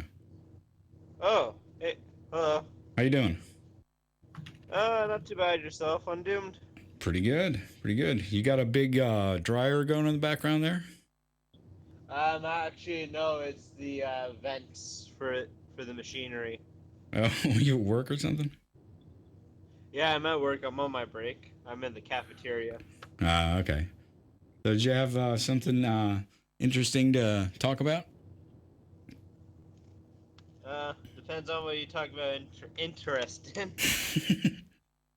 Oh, he dropped out. Okay. Yeah, that happens. That happens. Ah. Ah. All right. So who's this? If he was on his break from work, he was Shadowfang. on his phone. How you, Yes. how you doing? You're live. So What's going on? Do you have something interesting to talk about? not really. Just No.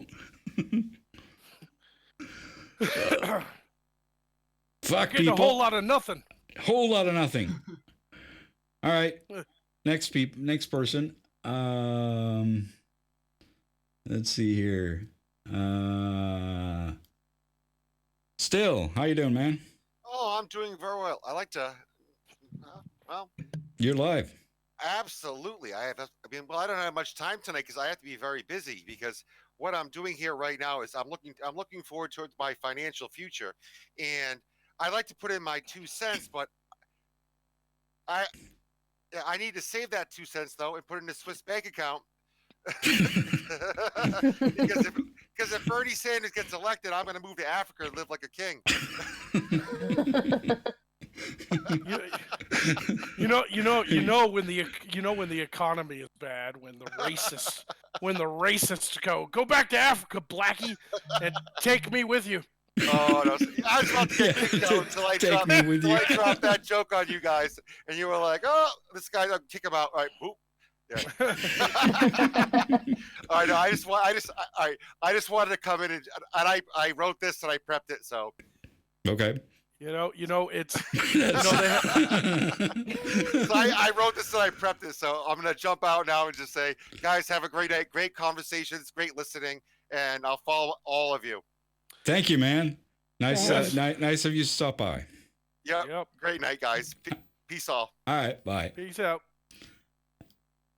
All right. You know, in this economy, they had to change 69 to 96 because it's more expensive to eat.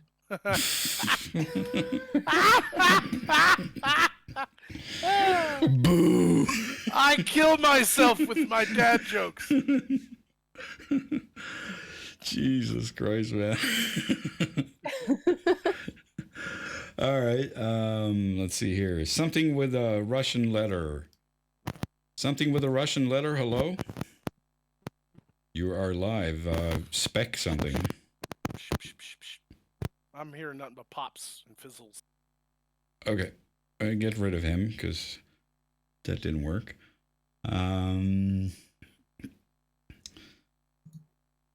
Next guy. Hazy, you're on the air. Oh, holy. I've just been abducted. Hey.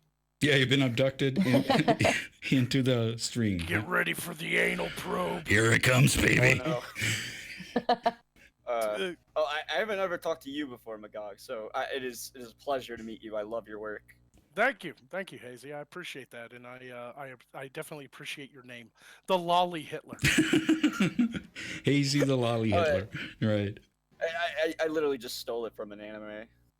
There's no actual Hitler in it, but it's pretty much close enough. I don't watch a lot of anime, but I did watch that one with giant tittied high school chicks. That one? Which one? Isn't that all? That, Yeah. that really narrowed it down. Yeah, that narrows it down. You're asking me to pick out a stone on a mountain here, guy. Yeah. The hell, man? You watched one anime. I watched a couple animes that my friends fans, like fucking recommended to me, and I watched one and decided to talk about it on a live stream, and sure enough, one of my fans sent me a little naked statue of the girl in the to my PO box. Like, 'cause I have a public PO box now, and I was checking it the other day, and I had a little box, and I opened it up, and here's this big tittied anime chick. Thanks, guys. That's beautiful. Oh, that's good. That's good. So what's on Really your mind, depends what kind of Hazy? Oh, I was just surprised that I got abducted. I was just shitposting. Yeah. Yep. Yeah, it's, Yeah, you know. Yeah, I like. I'm just I like bringing talking in to people at you random guys. here. Yeah, I was actually surprised to see that. I'm like, wait, he's doing this now? I Yeah. was thinking about just going to bed, and then you're like, you know what? Nope, I'm awake now. I'm wide awake. I'm not missing out on this. That's good. That's good. That's good. So, where are you? Where are you? Where am I from? Yeah, New York. New York. The Yo, progressive not paradise. New York City. No, not New York City. The other 90% that exists on the map. I have to specify this with everybody else. Yes, you do. Yes, you do. My previous statement still stands. And it's not that New York is a bad place. It's so goddamn expensive. It's a nightmare. Like I've lived here my entire life, and it is just a nightmare. Getting a job here, you have to win the lottery. Like I was like looking for properties to buy down here in Arkansas, and I was on Discord with some fans, and we were sharing links. And this one guy, one of my fans, was like, "I live in New York State, not the city," but he's like, "Here's some properties I'm looking at," and I clicked on them, and they were like, "That little place is $500,000." Like, what the fuck? Yeah. What the fuck is going on over there? I know this sounds really weird, but living with your parents is considered a normal thing here because not because it's a social thing. It's a financial thing. Right. And when you say living with your parents, you mean like in your 30s or something?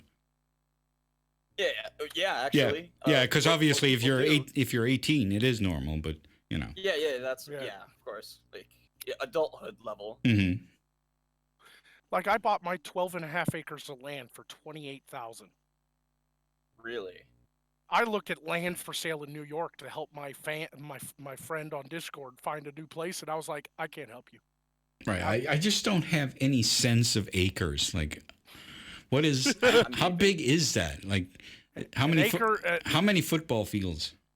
An acre is a football field if it's the size of a football field, because the football fields aren't square; they're rectangle. Right. An acre is exactly a football field without the end zones. Okay.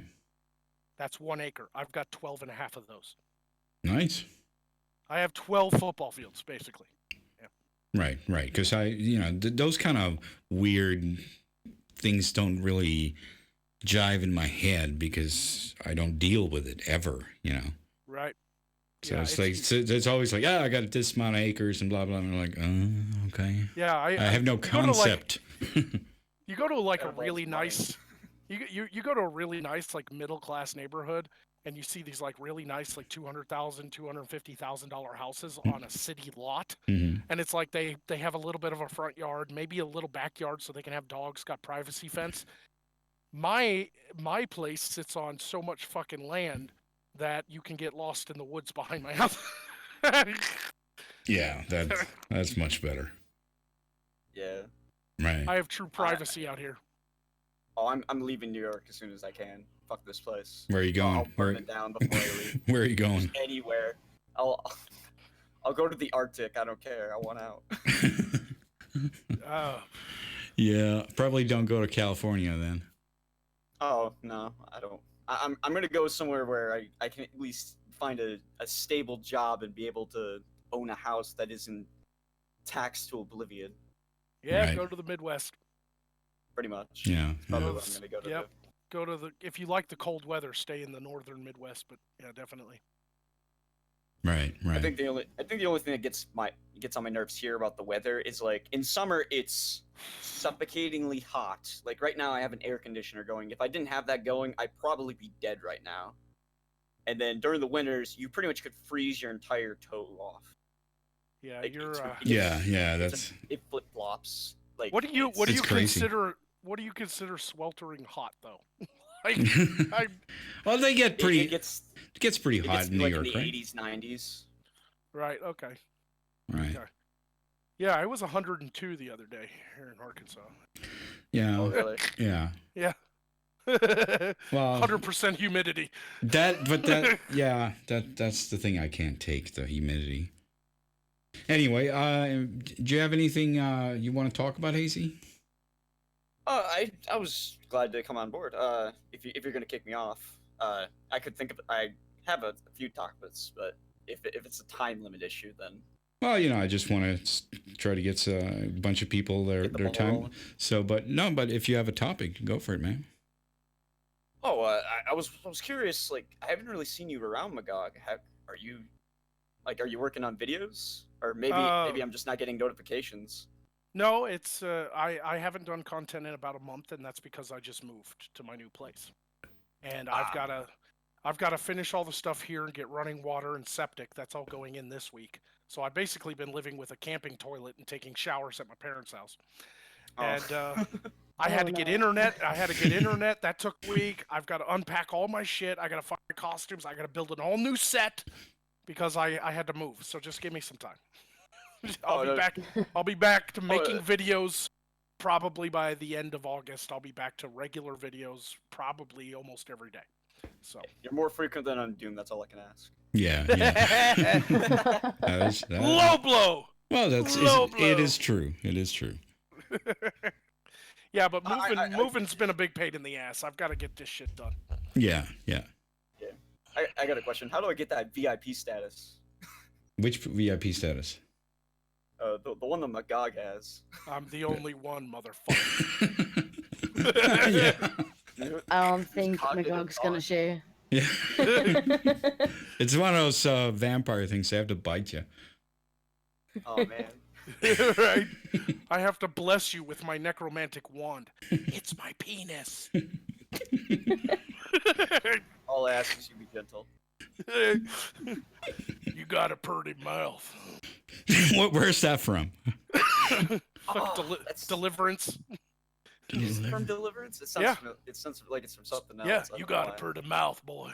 Squeal like a pig. Woo! That's when them rednecks, them fucking hillbillies. I don't even remember that. I don't even remember that movie. What movie is that? Deliverance. That's Deliverance with fucking Burt Reynolds. It's a bunch of city boys go up to the fucking hills to have like a vacation weekend to go fishing and shit, and they get attacked by a bunch of raping hillbillies. They fucking strip that guy down, and they're all like going at "Squeal like a pig." They're fucking him in the butt. I remember that Just scene. talking about Alabama. Yeah, it's just a regular day in Arkansas, man. Hey, now don't you make fun of my sister cousin. Oh, we're not as bad as like Kentucky. In Kentucky, most people's fucking genetic line, their family tree looks like a telephone pole. I don't even. Here in New York, I'm not gonna say the location, but we have a location area where we say that's where the inbreds go. Right, the hills have eyes. Right. Yeah. All right. I'm gonna have to get on a new caller if you don't have any other questions. No. But it was great meeting you guys, and thanks for the opportunity to come on here. All right. Thanks for showing up, man. And thank you for being a Magogonite. Oh. All right. You just beat him. You just fucking was like, fuck off. Bing, next person. Well, he was going to give you a compliment, and I can't have that. You were just in time, Undo. Fuck you, dude.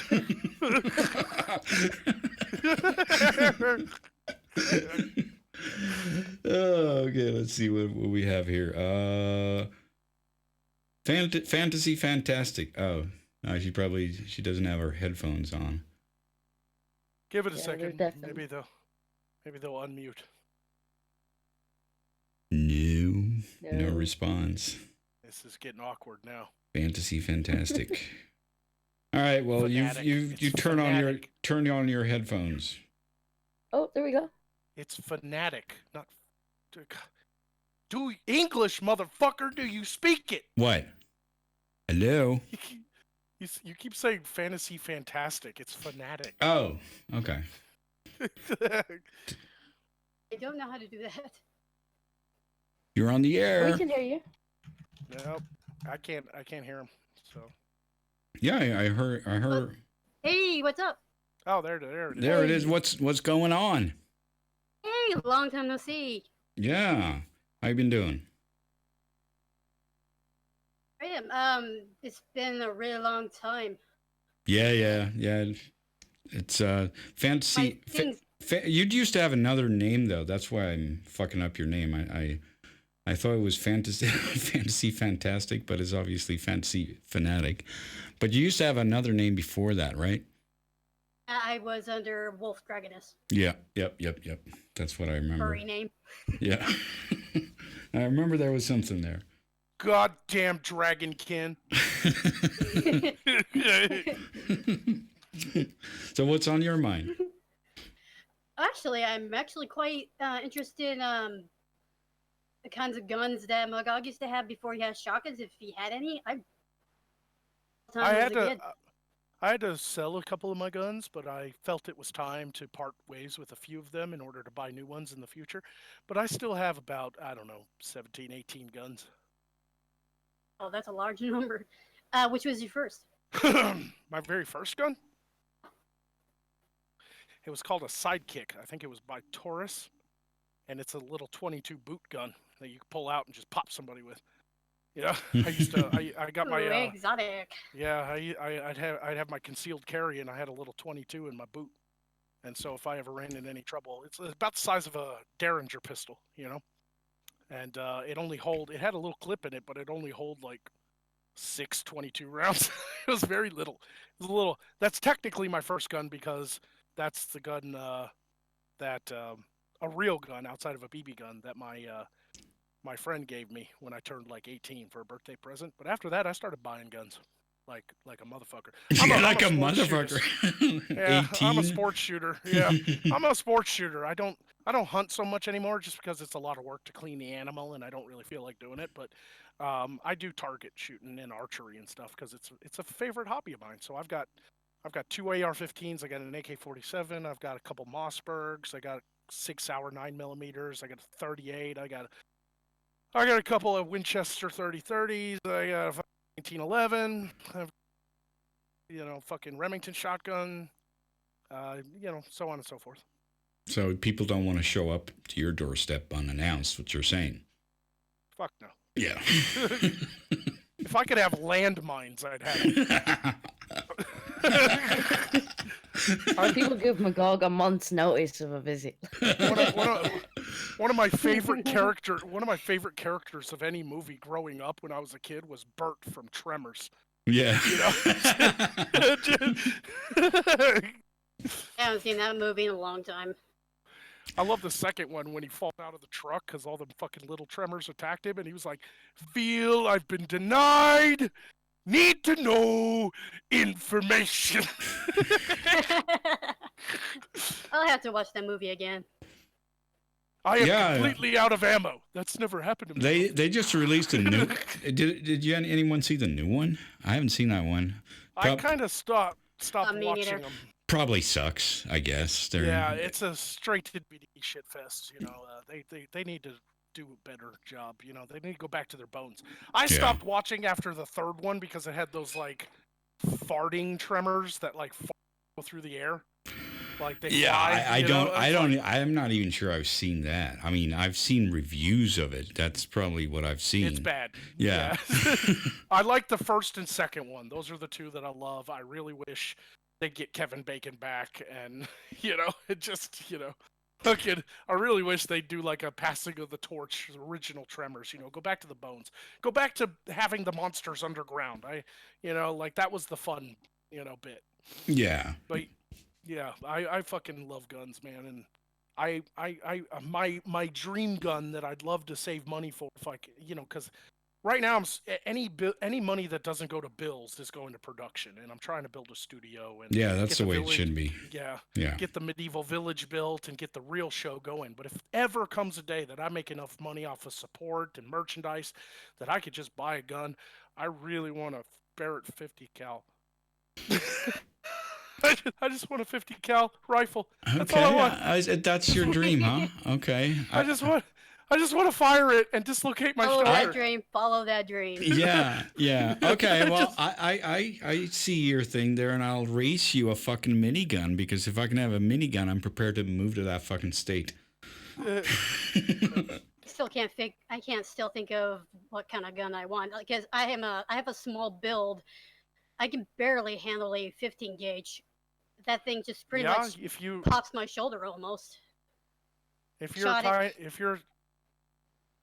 you're a tiny Um, person with small hands, you should really get like a 6 Sauer 9mm and just keep to pistols. You know, they're easy to hold. You know. Actually, I like rifles. I like handling rifles. My first rifle I've handled besides a BB gun. So like, come on, that's a Yeah. little kid's thing. I moved up to rifle 22 when I was around 15. Yeah, I well, think. shotguns are going to have more kick because there's a lot of power in a shell. But if you want you could probably, no matter your build, if your stance is right and you lock that thing into your shoulder nice and tight, but not too tight. There's a perfect Goldilocks zone on how to hold a rifle. But you could probably. I don't think like you said there's enough times. Yeah. But you could probably handle like a Winchester or something. I love lever action. Lever actions are fun to shoot. Lever actions, man. Yeah. So yeah, rifles just kind of more my thing. I did enjoy handling my first handgun. That was actually a lot of fun to shoot. I got a story with my brother and his friends a couple of years back. I was trying out guns I haven't got a chance to play with before. Mm-hmm. So we were shooting at practically it's a safe shooting range area, legal place.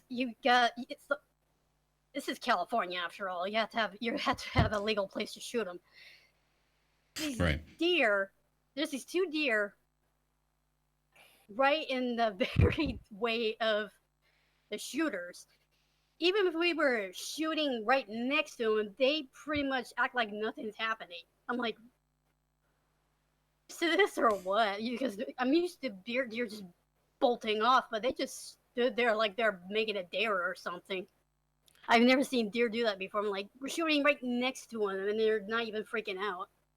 That's because they live in a place that they're not used to being shot at. Right. I was thinking that. They're Actually, not scared of humans. They're not getting hunted, so they're just like, oh, what is that loud noise? That's weird. Yeah, But- yeah. They're just not. Yeah. They don't have any sort of evolutionary incentive to be scared of it either.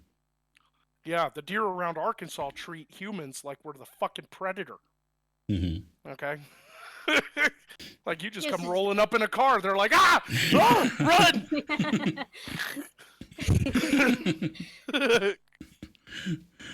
All right. So, any other topic, fantasy? Just one thing. If I want to move up to hunting, Mm-hmm. I'd like to start getting to hunting in my future. I went through and earned myself a certificate Mm-hmm. and all that. I'm not sure what's the best approach when it comes to my first gun, like say against deer and pig. That's a Magog question. I don't know that much. Depends on what you're hunting. I'd I mean, like to work if on you're the hunt- deer for my first hunt. Yeah, deer? Well, it depends on the season too, because they only have a certain amount of time that you can hunt with a rifle, and then the other time you got to hunt with a bow or a crossbow.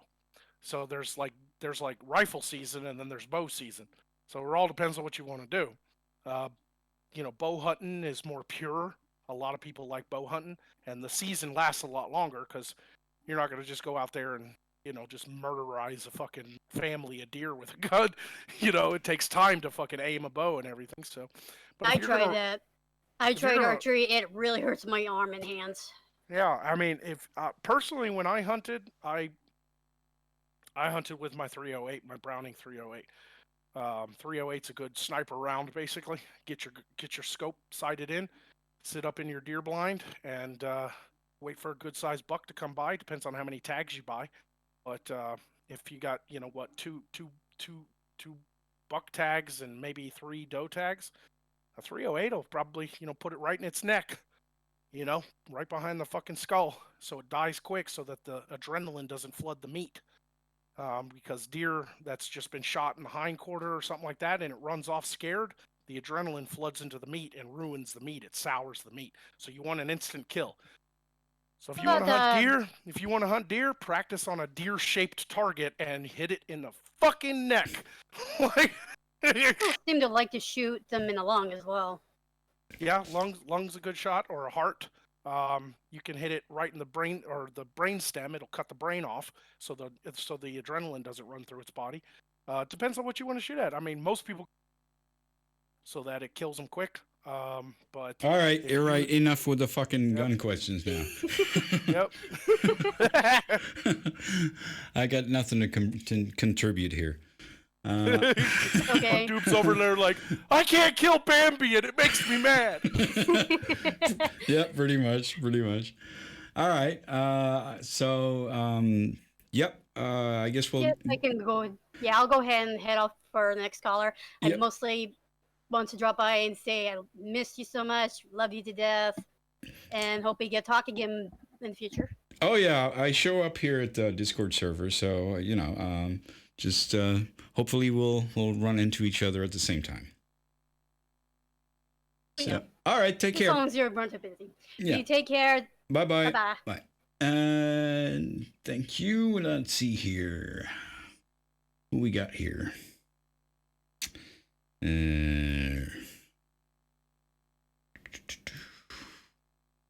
Kang Boomer. You are live. How's it going, gentlemen? Pretty good. How's it going with you? I'm having a lovely freaking night. I don't know about you guys. Well, I just asked you, didn't I? Wow, I'm a little hot. You're a little high. I'm a little high. All right. So what are you thinking about tonight? Well, I wanted to know if you were putting down money, just a gentlemanly wager, $5, who do you think is going to win the Democratic cholera out? Sorry, you dropped out. Who do you think is going to win the Democratic cholera outbreak at this? Democratic cholera outbreak? Yeah. You mean who's gonna the get the primary? nomination? You mean the primaries? Yeah. Yeah. It's just a madhouse right now. I wouldn't even know where to put money. So I want to know what you guys. I think the safe money as of right now is still Biden. Biden. Yep. But yeah. Safe money's on Biden with Warren coming up in a close second. And that's mostly because I don't care what people say. Nobody likes Bernie Sanders. He's like the crypt keeper up there. Okay. And It seems like second- he's a little bit too old. Yes. I see a lot of people liking him though, but I know yeah, I there's don't know. Bernie bros out there and stuff, but man, it's hard to sell the American people on social. Yeah, It it is. really is. It is. It is. Doesn't matter how. But yeah, he but that doesn't. dresses Okay, it up. hold up. That doesn't mean he can't win the nomination though. You know, That is true. He could win the nomination, but I don't see him becoming president. But I see him slipping into someone's vice president role. Really. yeah, that Possibly. could happen. That could happen. Possibly. The safe money's on Biden because he's pretty much the only one up there with enough points in the polls Yeah, that courts the moderates at least a little bit. he's And that's who you're going to need. You're going to need swing state voters. You know? yeah, You're right, yeah. but that creepy Uncle Joe meme don't fucking wash off. Sure, but I'm not sure the Democrats care. Yeah, but Twitter's banning people for posting certain memes because they want to control the election. So, Yeah, by the there's time that. There's it comes that. around- There's that. Yeah, by the time it comes around and whoever gets nominated and then whoever runs against Trump, the memes will be dead in order to make them look better. So, Yeah, pretty much, and I don't think they really care anyhow. no. So I mean it's still. even- Yeah, go ahead. Even if you don't like Trump, you have to admit, even if you like Trump, you have to admit, even he said some really stupid things, and it didn't affect his fucking election. So, the creepy Joe Biden stuff, that's not going to bother people. No, See- no. If they like him, they won't care. Yeah, the left are going to vote for him because it's their guy. Like they only care if somebody's grabbing them by the pussy if they're a Republican. Okay. Right. You're so unfortunately right. Yeah, it is true. Yeah, But I will admit that nobody, no matter what, if he becomes the nomination, Discordia should travel to this country, walk up to Joe Biden at some sort of rally during the election run, and just be like, "Please smell my hair." We do it too. Yeah, I know I it. wouldn't need to ask him though, would I? Yeah, but be sure to get it on film, and then you can probably sue him. My hair smells of elderberries. Well, that was all I had prepared, unless you want to talk about laying foundations on undeveloped land. No. I've got guys for that now lined up, so hopefully the studio won't be too long in the distant future. Well, I'm taking a nod from you, so wish me luck. Fuck yeah, man. Oh yeah.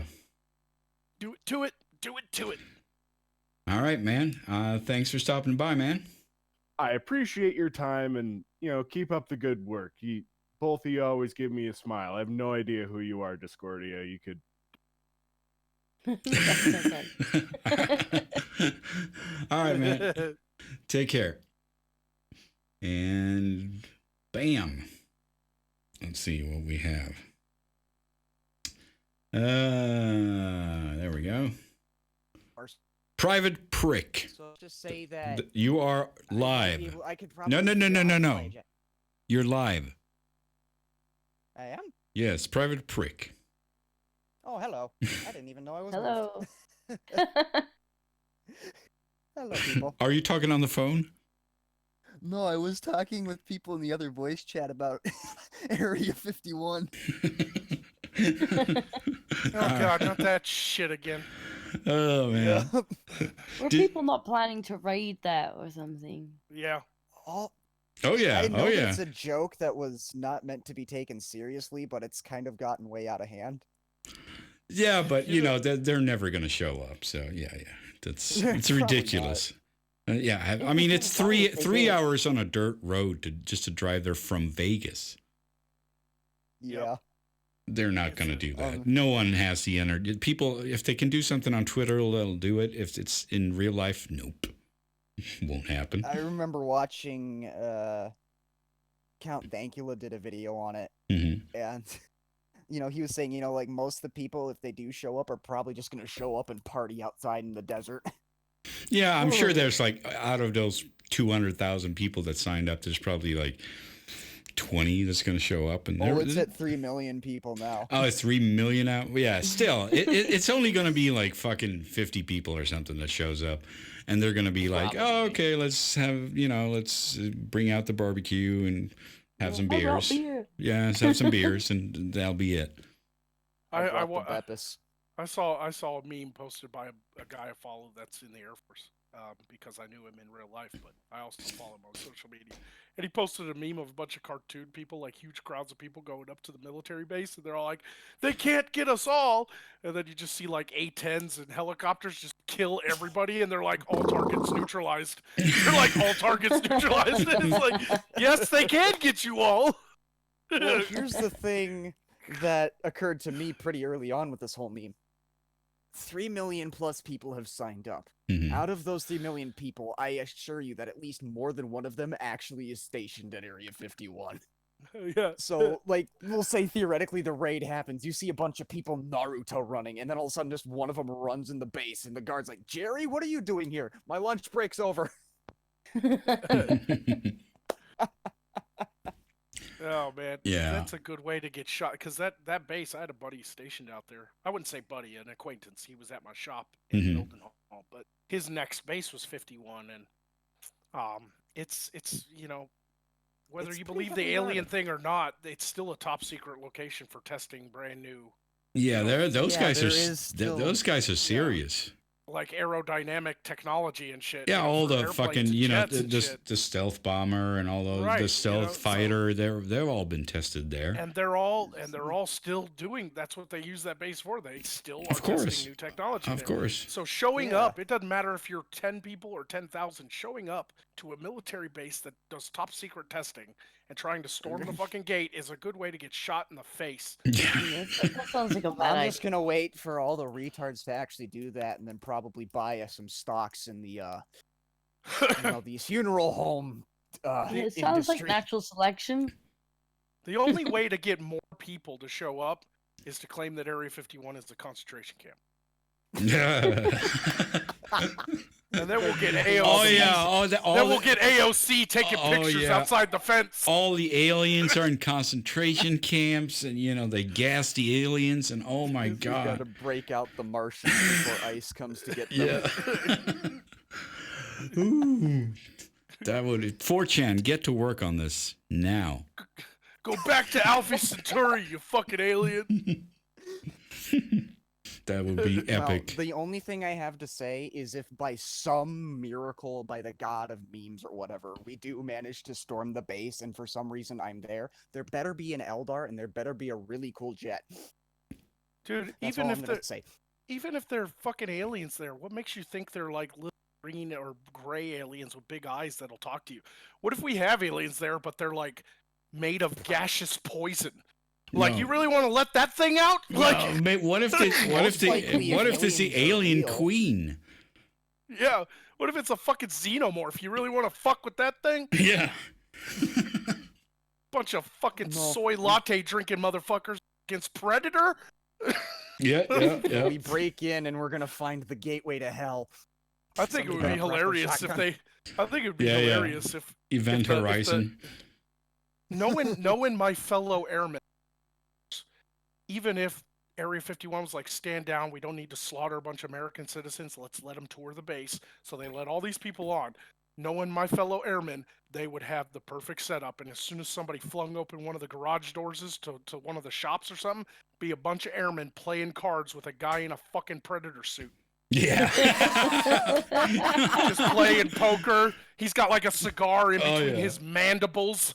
Oh man, they have to have a Stargate, like a prop. Right. Stargate, you open up the door, you got the Predator, you got freaking Arbiter or something, Optimus Prime crouching there just like, raising 5 chips. They're playing, crap, they got in. They're playing strip poker with a Cylon. Yeah. You know? Those Cylons are fucking pretty, man. Jesus, don't knock it's those like, Cylons. Okay, Cylon, you lost. Take off that fancy helmet of yours. No. I'm talking the new Cylons. Fucking Caprica 6 and shit. Those. Caprica 6. Ooh, just Playboy model, man. Clap them cheeks. Yeah, can you imagine that? Just having a dude in a Predator suit. He's like, full house. And the Predator just goes, don't you click at me. Give me your fucking socks. Give me your fucking socks. Okay. And then they all just turn to the door and see all these people standing there. Then they go, get to the chopper.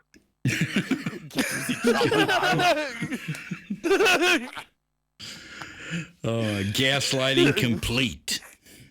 It's like that painting with all the dogs playing poker. You just walk in, there's a bunch of airmen in alien costumes playing poker. That shit would be funny.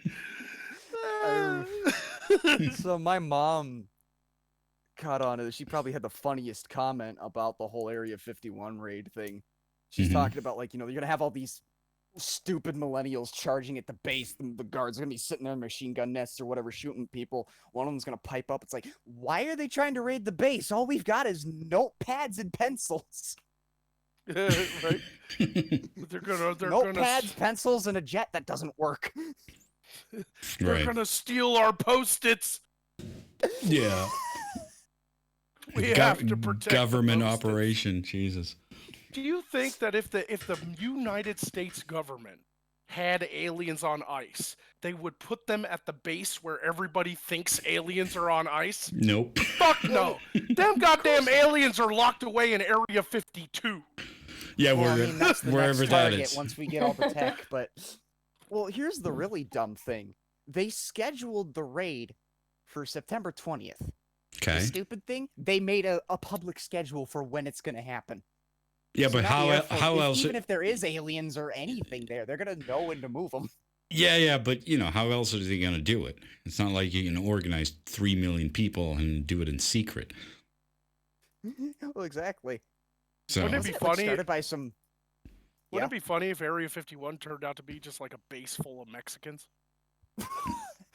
That's Hey, probably amigos, you want some tacos? probably what it is. Totally found the aliens, I guess. You found the Someone aliens. So said this is where we keep all aliens the and thought it illegal was immigrants. illegal aliens and signed up. Yeah. You just break in there, you go around, you see all the test tubes, you see one thing that's got like a xenomorph in it, and right next to it's a guy that tried to cross the border illegally. Yep. Dude, if I knew It's them like they people really were do have every alien species in here.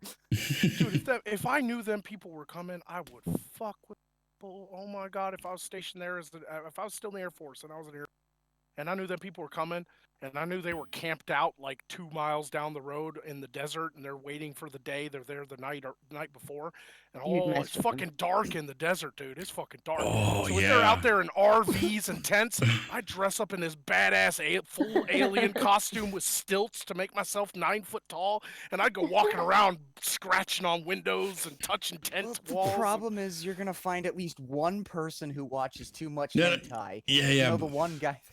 But fuck that. They should send up all their fucking stealth bombers and shit over there, right in the middle of the night where you can't see what it is, just the lights on. Oh, there's this triangle over. Oh my God, have you seen Ancient Aliens? You remember the triangle? Right. Triangle. Yeah.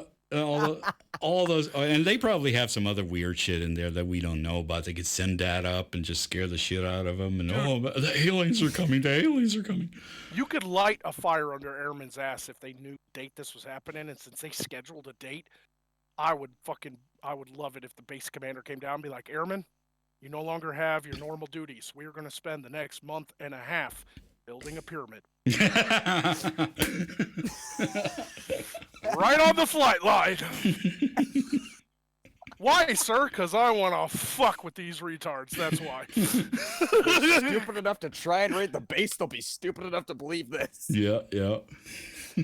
Let's Oh, get to building the pyramid. Oh, Fucking the stupid. Aztec ruins on Air Force 50, or Area 51.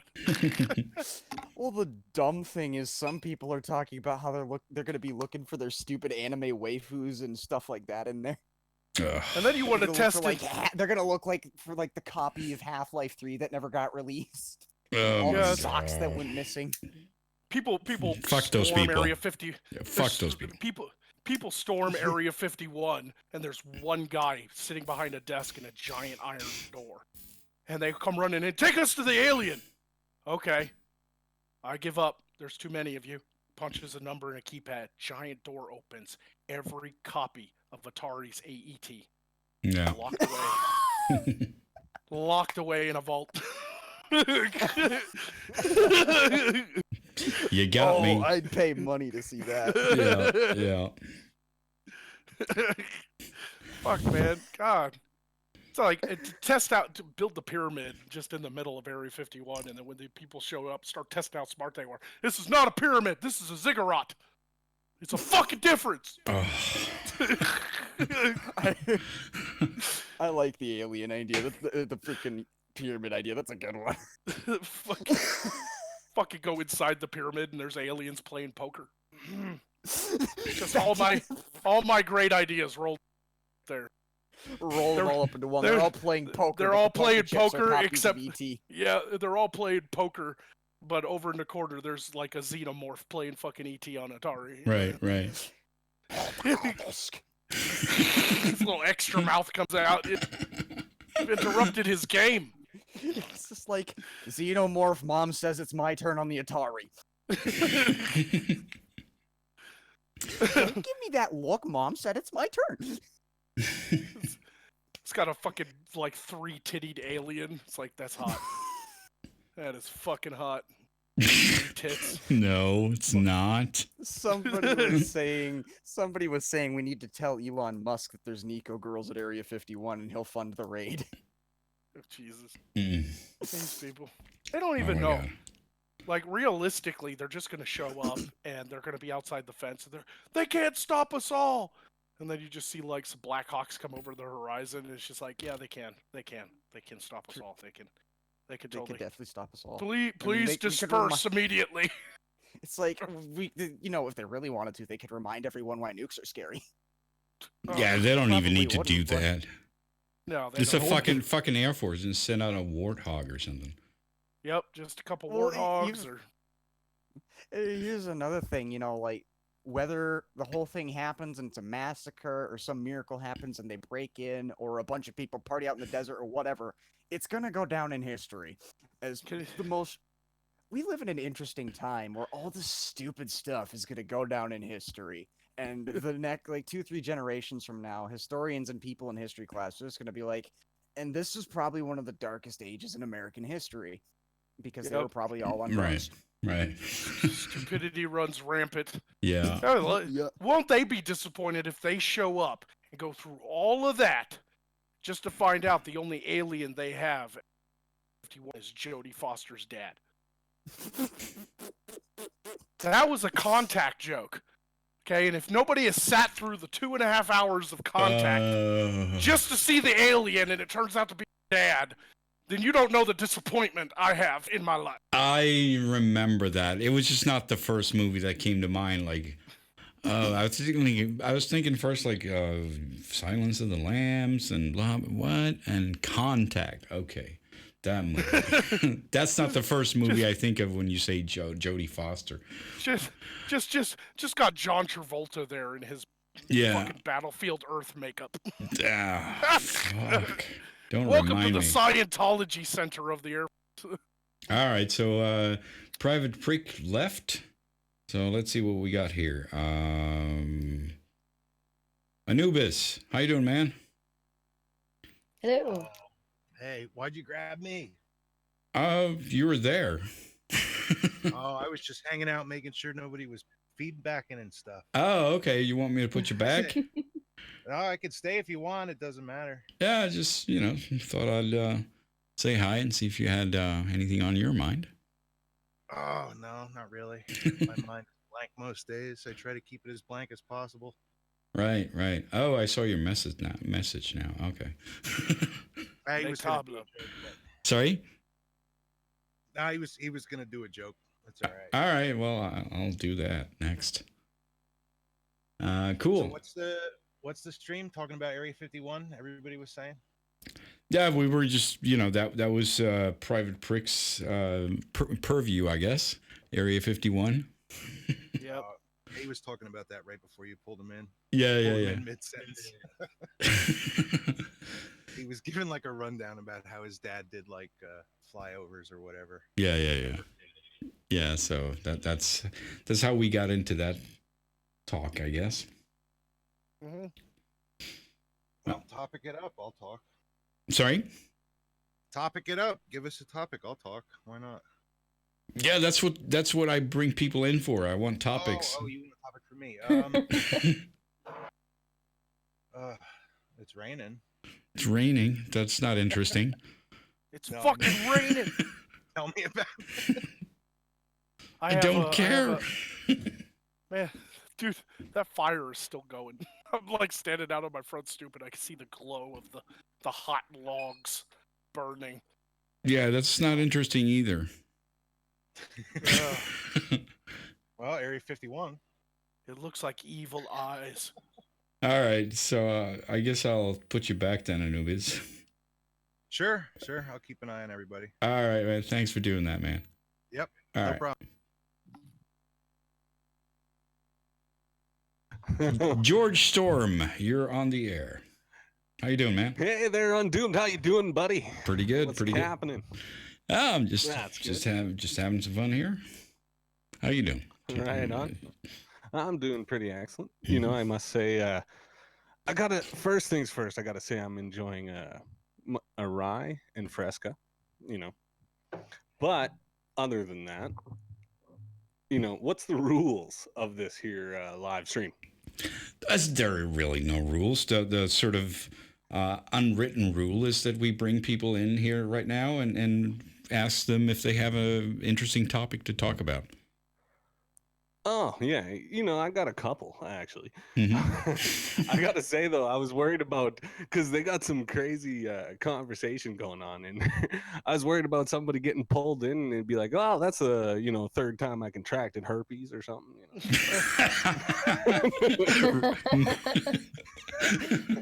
Mid-sentence, yeah. But, it is what it is. Yeah. I'm actually kind of, I just was like, gone back because I was like, oh my God, if I get pulled while I'm like away, that's going to suck. But yeah, no, I was here. So, first things first, I want to bring up, I'm not exactly sure which states are trying to do it and stuff like that, but they're trying to make so there's clear see-through plastic backpacks on the kids in school. They did that What when do I you was a think kid. about that? Oh Did they? yeah. Yeah. I don't I've think heard it's gonna. something like that over here as well. Yeah, I've heard of it. I'm don't really know if where it is and if it's gone through or did they do that to you when you were a kid? Yeah. Cause No, they didn't. No, they didn't. No, but they from- to you, Magog, they did that. Yeah. Oh, We had to wow. have either clear plastic or mesh backpacks because of the Jonesboro shooting here in Arkansas. Oh, okay. Oh. All right. See, I know that my one friend in Oklahoma. See, I talk online all the time, and my one friend in Oklahoma, her kid is gonna be forced to kind of do this and blah blah blah. I don't see it as gonna solve a damn thing. It never did. No. On the other Yeah, hand, I'll tell you. I mean, if you're gonna. On the other I'll tell hand, you though. why. Okay, go ahead. I'll tell you why it doesn't work. Mhm. Even if you have a mesh backpack, you've got so many books and folders and papers inside your backpack that you could hide a fucking gun or a knife between them, and nobody would see it. Yeah. Right. That's true. It's more nanny Or you state could put it into a bullshit. binder.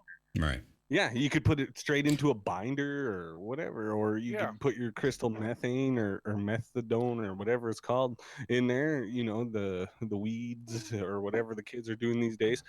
But they could hide it first, right? Put it in their lunch kit. Sure. Yeah.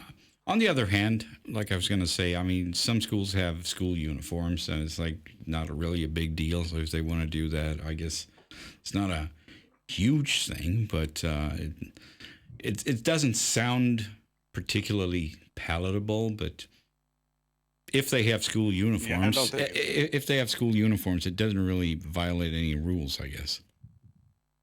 Now, same school. They're making the elementary kids have uniforms, but high school and junior high and stuff like that, they don't have uniforms. It's like, why? Most bullying is kind of happening later on, like junior high to high school, and they're making the little kids do it, but not the but whatever, it is what it is. You can't really change it, but you vote and hope for the best, right? Well, that's all you can do, pretty much. Yep. Now I gotta ask, what was some of the other topics you got like 2 or so ago? Sorry? Because they were saying a bunch of stuff. Like, see, I was in the green room or whatever, waiting to get brought up. And I was sitting there listening to them. They're sitting there thinking of all this stuff. They're like, oh, pick your topic. See, I didn't know. I thought that like I was going to come in here and you'd be like, so what's your views on this or something? And you had a couple topics. But I had a couple in my mind anyways, just because, I live life, right? But No. I was gonna say like, yeah, go ahead. No, you go first, buddy. No, I was just gonna say that obviously we've been over this, but yeah, the point was to bring in people and have them bring up a subject or a topic or whatever. Okay. Yeah, definitely. Yeah, so like, I read in the thing. I didn't really know much about it or anything like that. I just want to be like, hey, holy shit, it's Undoomed. He's cool as hell, But now my next topic. See, I did start writing a book, but I kind of put it on the back burner now because I'm like lazy and I drink a lot, But other than that, so I'm actually kind of sort of writing a philosophy, if it were. Now, in my philosophy, see, I'm actually kind of afraid to unleash this on the world. I don't think it's ready for it. Okay. Like, I mean, because with everything that's going on, you got left wing, right wing, blah blah blah. This, you can't do anything without being said you're fucking wrong. Stupid crap like that. In my opinion, it's kind of becoming to the point where there is like no wrong, because now if you think about it, that's kind of far-fetched to say such words, but if there's no wrong, there's no right either, you know what I mean? Mm-hmm. So if there's no right and there's no wrong, like, you got so many people, you can't say hardly anything without getting anyone offended, you know, like how do you please everyone? The way I see it, there is no right and there is no wrong. Well, There's just that's fortunate, unfortunate, well, that's necessary and unnecessary. that's isn't that kind of halfway between postmodernism and nihilism? Yeah. Without the belief in an Post what? absolute truth, you're kind of stuck just believing everything is perception, and that might be true.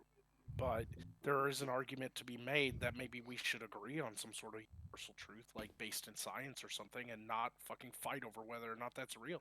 Right, and that's what I mean with postmodernism, because obviously, and according to that, it's, you know, everything is basically valid, and everything is just perception and plus here's another subjective and all that. Here's another reason why I think the left is fucking crazy buying into neo-Marxism and fucking postmodernism, is because they're so obsessed with their feelings and their fucking emotions, and yet they believe in an ideology that negates the idea of emotions in order to believe in the fact that there is no right and wrong. You know, like, I'll give you an example. Emotional creatures such as us, we have emotions, right? Doesn't matter what religion you are, doesn't matter what society you live in. If somebody comes in and murders your wife, that feels bad. Of course, it does. It does. Right? It makes you I angry. hate it. I hate it when that happens. Right. So I also hate when that happens. That sets up the stage that there is some form, at least within the human condition, of an absolute truth. Yeah. That there are these moral boundaries set up by the very nature of emotions, that's, you know, either by God or by emotion or by evolution.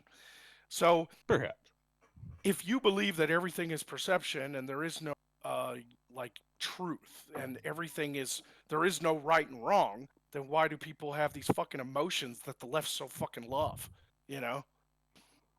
Well, the left is also another thing that was created by whoever, you know, like, I mean, the way I see it, right and wrong is none other than, what's the word? An artificial construct of this conscious mind. However, like, if you look at it, so like, I see it as there's fortunate and unfortunate, the necessary and the unnecessary. Because if you really think about it, same with feelings. Feelings are also artificial. Nobody else cares about my feelings. You know, like, you could go in court and be like, "Hey, this pisses me off." You know, you think they're gonna care? Well, sometimes they do. Sometimes there is a form of damages for that, obviously. Yeah, and to say that they're circumstantial though. Yeah, but to say that emotions are a construct is wrong, because we're fucking No. born with No. I said right they and exist. wrong are an artificial construct. No, you said emotions were. You just said it. Yeah. Well, I don't remember. But I do remember saying that an artificial construct. I said I feel that emotions are the same or similar, but emotions, yes, they are a real thing, but they're not going to get you nothing. In the end of the day, it's just how you feel. You got to either do something about it or not do something about it. That's what your options, right? Yeah, but you're not breaking it down far enough. You're basing your perception on whether or not I got people, writer's block, right? whether or not people care about your emotions is arbitrary. But it is based on the rules of our society. So your question should be, do emotions form our perception of reality, or does logic? Start tackling that. Get back to me in 6 months. In 6 months. Just 6. I think I got an answer for you, Magog. I'd like to hear it. Oh man, I'm still Let's- just glad that I didn't get pulled in at some awkward time, and like I was saying some stupid shit. Yeah. Like, but you know, like, did we logically come to the conclusion that murder is wrong, and so we outlaw society, or did we have an emotional reaction and cause the law, and choose to create the law, or is it a mixture of well, both? you see though, but some states agree with murder. There's still capital punishment in some states, right? No, I'm But talking I about don't have to worry murder. about it. I'm in talking Canada. about murder. That is still murder. No, That's still I'm murder. talking about murder as in under the eyes of the law. The eyes of the law sees murder as a completely different thing. It is a violent act against somebody. Right. For the purposes of, killing them out of revenge or heat of the moment or anything like that. You can argue that, yes, we are killing somebody with capital punishment, but Yes, in revenge too. Even though you Right. brought up revenge, right? But You're yeah, doing it as a punishment, which is revenge on something that they had did. Right. However, it's all good. Like, I'm not here to argue and get you heated or triggered in any way. I just, no, I'm not. I'm enjoying my real life. You guys are awesome. It's not like it's a bad thing to argue stuff. No, I'm not even arguing. I'm trying to answer your question. Yeah, yeah. It's good to argue. Is it arbitrary, or is our entire society as we know? Well, I mean, all it doesn't previous really. civilizations? Here's the thing: it doesn't really matter if it's arbitrary or not. It's just some ground rules that we need to be able to fucking form a society. Otherwise, it doesn't work if you can just go out and shoot people at random. Right. They probably had to figure definitely. See, that's why I they had to figure this out by the time they were building the pyramids, because otherwise, fucking everyone would be murdering each other for the slightest thing, and that's no good. We need to build a fucking pyramid, guys. Yeah. See, that's exactly what I said. Yeah. I don't believe that the world is ready for such a thing. Just because somebody says, "Oh, it's not wrong." Yeah, but it doesn't make it right either, because right doesn't exist just as much as wrong doesn't. Like they're well, like, on a scientific right on a scientific level, I guess it doesn't. But to be able to live or form a society, it does. You know what I mean? Yeah. To say it doesn't exist is a bit disingenuous. It does exist. We've built our entire civilizations in the past up until now based on those moral non-existent rights and wrongs. Now, have the definitions of that right and wrong changed over the years? Yeah, there was a point in time where it was totally fine and totally correct and totally acceptable to have slaves, right? Yeah, and it was totally fine to challenge someone to a duel and have him go. Yeah, you have to show up there, and if I shoot you, that's fine. Yeah, but that doesn't mean it doesn't exist. To be right at that time. You know what I'm saying? Yeah. So that doesn't mean it doesn't changes. exist. Yeah, it changes over time. Changes. Yes. Is my point. Yes. And Yeah, so like that's my true. point is like right by who or wrong by who.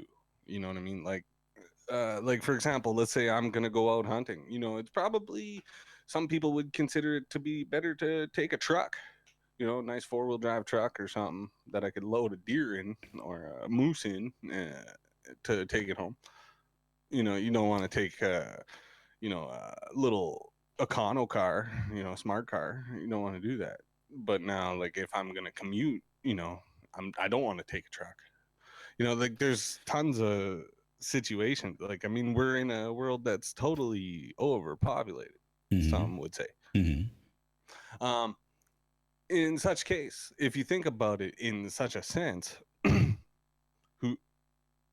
if the world is overpopulated, there is only one, cure for that. Is murder bad? Is it wrong? Like, like I mean, yes, if it's gonna save. Yes, the it is. world, That it is wrong. It is wrong. It doesn't matter if we're and that's the problem, and that's why we're on this course to oblivion. Yeah, they exactly. ask a similar psychological question if you take like a psychology class or something. I took not psychology, philosophy. I took philosophy when I was in college, just as an elective, but I found it curious. One of the questions we were asked, and we had to write a paper on, is would you, if you could have a perfect society where everything functions and is great, and there is no murder, there's no theft, there's no rape, there's no crime, but you had to kill one small child in order to make it happen, would you do it? Mm-hmm. Are you asking my answer? No, I'm just saying that's the question you can answer it if you want, but that's the question they ask in philosophy. And neither answer, whatever you answer, isn't necessarily wrong because it's philosophical. Right. Obviously, realistically, there's no situation in this world that we know that killing one kid would build a perfect society. But it's an exercise. Exactly. It's an exercise in the and a struggle to identify the human condition within yourself. Right. So personally, I see in that question, I see that that's impossible. Because even if that in this perfect world where there is no murder, there is no this, there is no that, how can I murder a little child? Yeah, but that was before, right? This question happened before that world, right? Well, then you also got to ask, like, who's promising this? How is this even going to make it work? That's the next question. Well, in a real world, you're completely right. I mean, that's basically what Hitler did. He promised a perfect world if we could just do this. So obviously, there's something wrong if you get that question. But as Magog said, this is a hypothetical thing, just to sort of make you think, right? Mm-hmm. See, now another thing Hitler did was actually ruined, their reputation of a pretty cool mustache. Actually.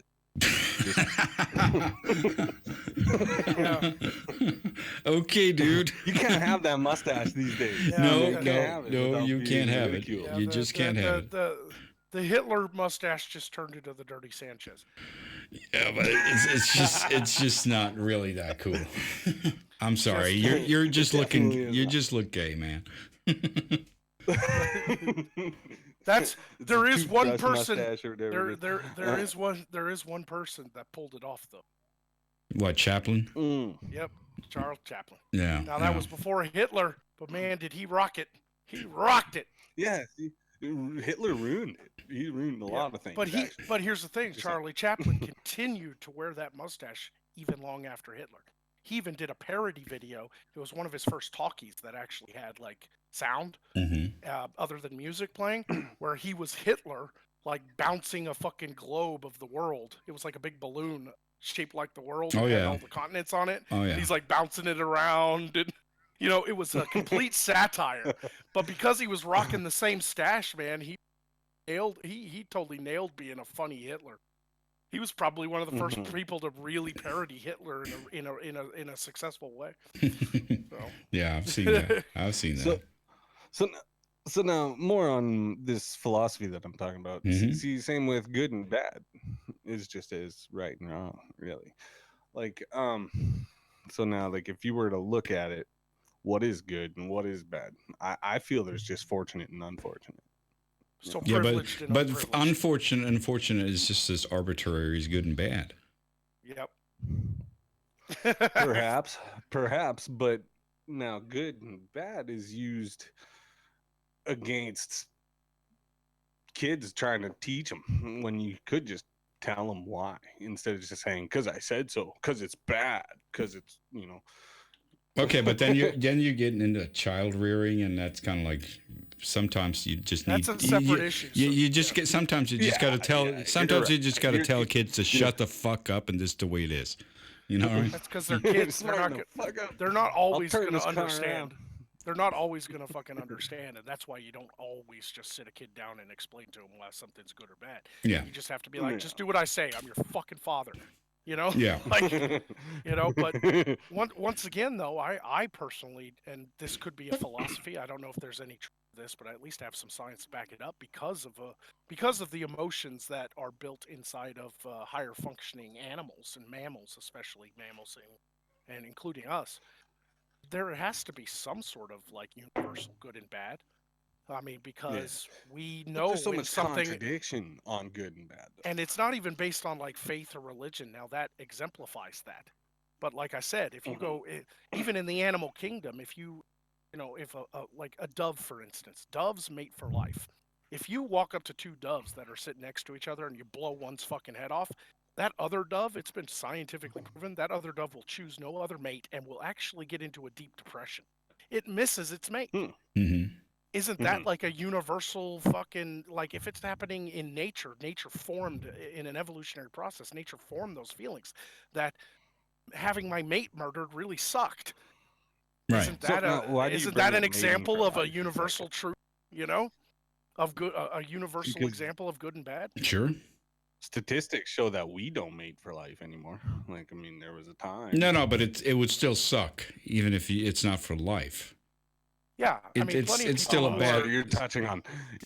Yeah. So you're touching on the subject that, like, oh, it would suck if your wife got killed. Yeah, it would. Yeah, or it does. Even more poignant would probably be if your kid got killed or something. Yeah, your brother, your sister, your mom, your dad, your own child. Like, we have those feelings for a reason. That creates that creates the moral construct of the basis of our society. It came first. The society didn't come first. The emotions did. Mm-hmm. We've been evolution. Like, we're not, like, don't get me wrong. Some people's wirings get crossed and they end up becoming sociopaths or psychopaths. Mm-hmm. And they have no empathy. They have no sympathy. But we know empathy and sympathy exist. We know feelings exist. We know these emotions exist. They create the construct of our society. Hammurabi wrote his fucking laws based on the fact that if you just murder somebody's wife, he gets to murder you. Right. You know, because it was bad what you did. Yeah, it was fucking bad what you did. You shouldn't have done that. Yeah, they probably have those laws way back when we were cave people. You know, even though they weren't written down in stone and all that shit, they probably had some inkling on what that whole thing is. Yeah, even in early days of being Homo sapiens sapien, we fucking had these, like, social contracts.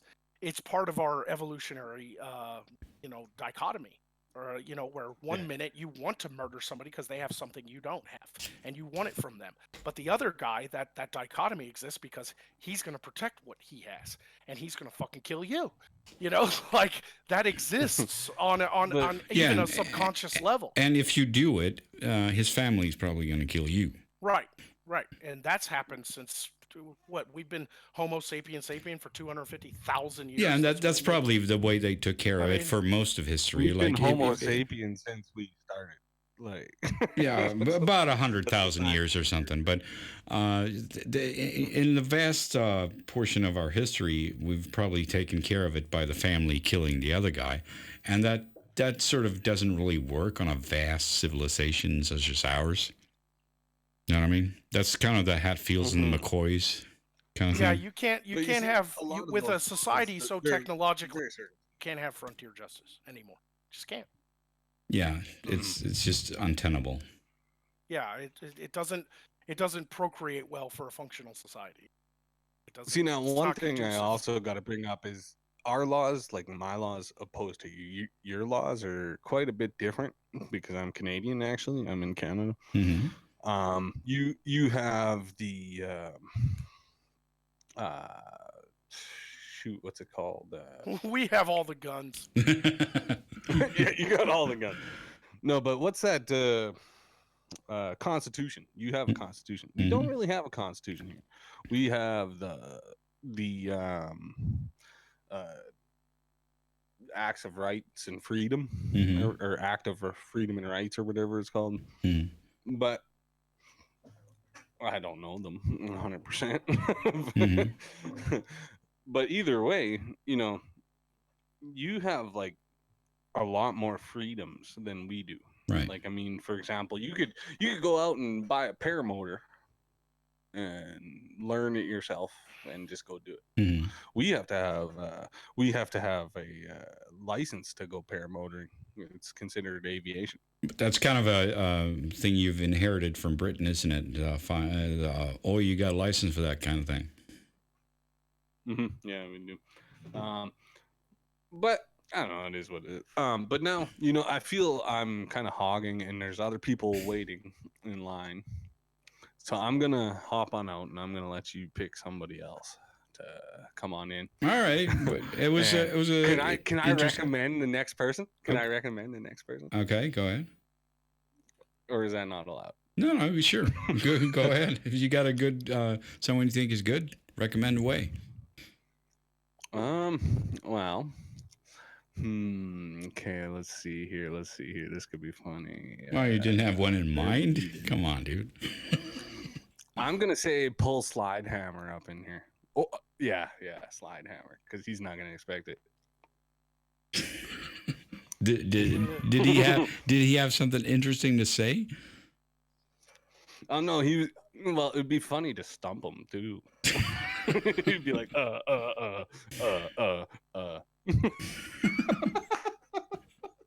But you might catch him. See, he was yelling, and I think it was him. He was yelling. Same with that still. They were being loud, and it would be kind of funny to just pull one of them in. All right. But yeah, well, thanks for the good chat, guys. Yeah. It was excellent. Thanks for stopping by, man. All right. Yeah, you take care. Take care. Bye. Later, man. Okie dokie. This will be the last one for pull it. Sorry? I said this will be the last one for me, whoever, because it's 2 a.m. here. So. Right. Yeah, it's nearly 8 here. All right, so let's see. I just had to sneak off to get more caffeine. Like, can feel the eyes drooping. Cool. All right, so let's see. James Colley, you're on the air. Or not. Nope. He didn't want to. He didn't want to be. He didn't want to. Okay, let's see what let's follow his recommendation then. No, but this Slide Hammer, you're on the air. Oh, how you doing? Good evening, sir. How you doing? I'm doing well, sir. What's on your mind? Actually, I was just talking with some very interesting people over in the green room about things you shouldn't say on the air. Okay. Yeah, bunch of pussies. Yeah. Well, it's more along the lines of, okay, we're going to start cracking Jew jokes or something like that. Maybe not. Yeah, maybe not. Yeah. Well, that sucks. I have a perfect Jew joke. Well, I mean, that is entirely up to you, sir. However, I believe someone will probably have to put a disclaimer on the video if you do that. I wouldn't do that to Undoomed. I wouldn't. Undoomed, do you remember me? I was the one quoting Hamlet here a couple months back. Hamlet? No. What was that? You had me. You said we got into a discussion about how good memory is. Oh, I vaguely remember it. Yeah, well, you were on for like 3 days straight, dude. I would be surprised if parts of your brain weren't entirely conscious at the time. Yeah, probably. You've seen Fight Club, right? Insomnia fucks you up. Oh, insomnia do all kinds of things. Good old. I don't sleep in general, so yeah, I know a lot about that. In general, well, I do sleep. It just takes me a long time to get sleepy. I have been known to go like 9 or 10 days without it. Not a good thing. Ooh. Yeah, that's not good. That could fucking kill people. Some people can fall asleep in 5 minutes, and I'm like all night just lying there, like I get to sleep in a minute. Oh look, there's my alarm clock. Yeah. Well, that's also one of those things where it's literally fake it till you make it, right? Yep. Well, it's just hard to fake sleep. Well, if it's not working any other way, I mean, what do you do, right? Well, it doesn't really matter if you're faking your sleep. You're not getting any sleep, and yeah, I know, but I mean, fake it till you make it. Lay there, be still. Yeah, that's just pretty much the only. That's pretty much the only time that saying doesn't work. Yeah, I know. Well, since you brought it up, favorite Hamlet quote, go. To be or not to be? That is the question. Too easy. I could do the whole thing. You don't want me to.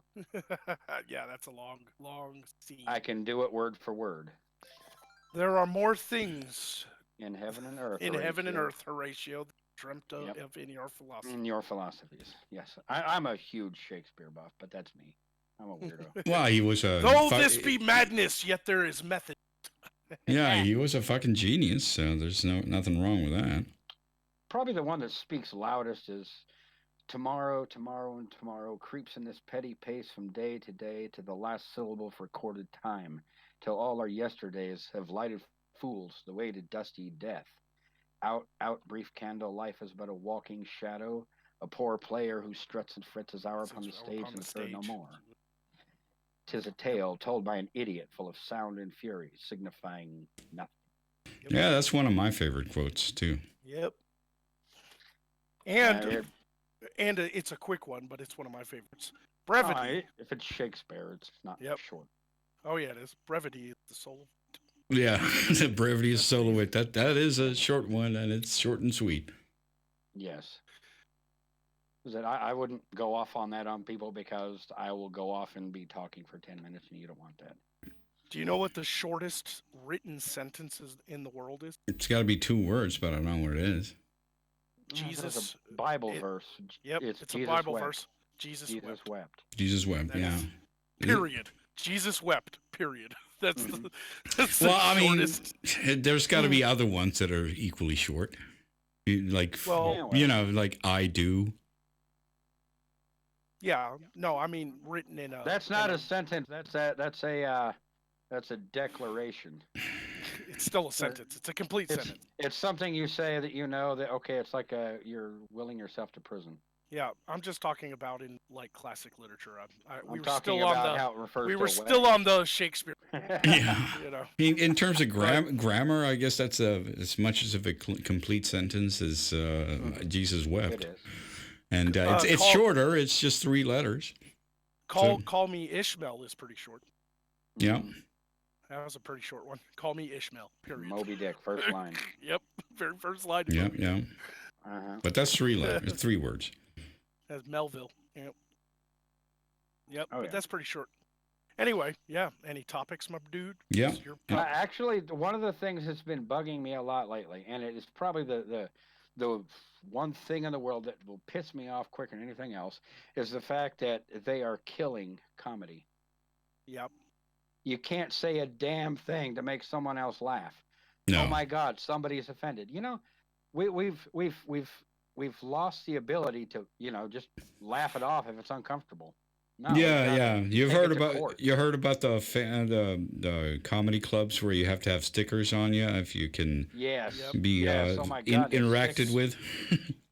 Yeah, It's sickening. Yeah, just don't fucking go to the club. Just buy the fucking DVD if you can't be interacted with. Well, what's the point? It's like you just sucked out all the good things in life because everyone else might be offended. Yeah. You know, back in the 80s, they didn't really care. Oh, you're offended? Get over it like everybody else. Grow a pair. Yeah. Outrage culture is a thing, and I will amend what you've said. I think comedy is dead and or dying in the mainstream. But underground, it's still alive and well. Yeah, you can't stomp it. Comedy You is- can't stomp it out from the human psyche. Because my fucking comedy is brilliant. Well, okay, we'll go with that. What he said. Yeah. I get to call people fuckwits for a living. It's great. You know. That Sounds is like a a perk. Russian name. That is a perk. Not everyone Sounds gets like to a do Russian that. name. Yeah, Russian name? That would be no. It has to end. Fuckwits. It has to end in ov or something. No, So fuck- fuck off. Fuck off is kind of Russian. Or like Dumbfuckistan. Fuckwit sounds Jewish to me. Fuckovich, yeah. Yeah, that's okay.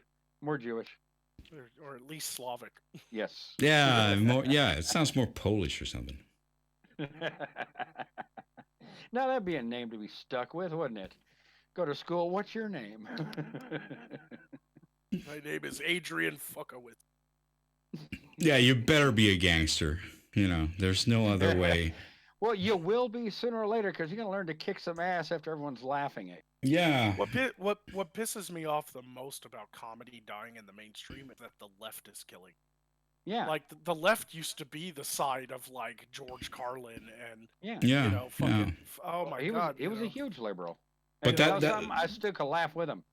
Oh yeah. Yeah, I mean, I love the guy. He was great. Fucking Rickles and Mm-hmm. You know, I mean, Jesus Christ, you people fucking went from being the free speech advocates to the free speech, like, fucking Nazis. Terminators. Nazis, man. Yeah, fucking terminators. Yeah, fucking suppressors. You know. And that, to me, honestly, is the biggest crime we've done, that's been committed, perpetuated on humanity these days, is they've taken away our ability to literally laugh at ourselves. Yeah, that's And laugh at other people. And laugh at other people. Yeah. Why is it illegal? Why is it illegal? You're quiet. Bill Hicks. You went dead. Ravenous, ravenous demon says Bill Hicks. Bill Hicks, of course. Yeah. Mm-hmm. You dropped out for a second there. Yeah, we missed everything up to Bill Hicks. Yeah. Yeah. I didn't say anything. I thought you guys stopped talking. He's out in the woods. He probably shot something. I just said Bill Hicks. That's all. I lived out in the woods a good portion of my life. I've been there. I know what it's like. Have fun. Ah, I love Bill Hicks. I'm really sad that I missed the opportunity to ever get to see Bill Hicks. Yeah, he died. Now, that's what's so fucked up, though. It's like Lenny Bruce literally got arrested for, like, breaking, like, obscenity laws that existed in the 60s and shit, right? Like, Lenny Bruce was one of the first to, like, stand up and be like, no, this is a comedy skit. Like, I will speak, how I want to speak. Yeah. And he would get arrested and shit, and he had to get bailed out of jail. He had to run from the state of New York because New York put a warrant out for his arrest for breaking obscenity laws. Yeah. And that man died without ever seeing the day that free speech was truly, uninhibited by the Supreme Court. Yeah. And things became free to talk And about. now we're back to it again. Yeah. And now we're back to but instead of it being government enforced, it's socially enforced by these crazy fucking. Well, they're trying to get it. They're trying to get it into government. They are. It's taking the force of government because these people could bring you in and put you under some kind of litigation with little to no warning, and there's nothing you can do about it because those judges are already liberal enough. Yeah, because laws, politics follow society. First, society comes up with the idea first. They decide this is bad over here. Let's make a law against it, and then they pass the laws if they get the right people elected. And then we have to like fucking tear that law down if later on we decide to. Right, I'm that's sorry, how it works. It should be before it got even passed or even applied at the bench level. To be like, okay, there's got to pass some sort of common sense test. Yep. Okay, this doesn't work because everybody can sue everybody because of this. Okay, bad idea. Don't do it. Does that make sense? All I can say is what Google and Twitter and Facebook is doing when it comes to like freedom of expression and speech. If the government was doing it, the left would be fucking going insane. If Trump did exactly what the Google is doing, they would be at the fucking gates of the White House. Right? Oh yeah. But that's what they seem to think that these things will never ever be used against them. That's the scary part. My thing is, the original definition of liberal is I don't have to agree with what you have to say, but I'll defend to the death your ability to say it. Where did that go? Where did that go? That doesn't exist. That's the question. There are no real liberals amongst the American. Well, liberals. they've mutated into something lesser. Yeah, it's postmodernism run amok. Yeah. Yeah. I just recently, speaking of censorship, I just read an article on Twitter while there was a conversation going on that I didn't butt into, and apparently the Corrections Office of California has decided to get on their website and start taking down all of Kamala Harris's really controversial cases. Are you fucking kidding me? Really? They're removing her controversial cases because she's running for president. Oh my God. That's whitewashing at its worst. That is not their fucking job to do that. They're not. It's not their job to fucking clean up after her. The hell is that? Because basically they don't want anybody looking at her cases and using it against her politically to stop her from becoming president. And it's like that's got to be illegal. Yeah, Freedom of Information Act. Well, I mean, obviously you could get it through freedom of information, but it's just so fucking shady to do that. No one had to do that, and I don't know if it's Sorry, illegal to do it or not, but it's fucking bad. It's wrong. It's also believe that, terrifying. Yeah. It's also I believe terrifying. that a politician or someone's record should be hang right in front of them while they're running, so everybody can say, "Well, this is what they voted on this. You sure you want this person?" Yeah. Yep. Now, I mean, you could still go to the public records office and look up anything you want to look up. This is strictly on the website for the corrections office. Sure. doesn't make it any better. But they are scrubbing it. They are scrubbing it off of something, and that is bad. That is terrifying. Yeah. You know? Yeah, they're memory holding it because obviously no one's going to go fucking look up the physical No, no. record. And if it is, they're going to make it hard to find. So it's like, oh well, we don't know. We think it said this. Yes. Well, I mean, if you're really like want to get it, I'm sure you can go and actually get it, or Still, send yeah, out it in should your requests for freedom of information and all that. But no one's going to do that. For the regular people, it would be the equivalency of it being memory hold. Yeah. Yeah. It's never talked about again, so that must not exist. Yeah. Oh, yeah. Now let's hope That's how you that what conveniently repaint the past. I will put out a disclaimer. Let's hope that whatever I saw on social media was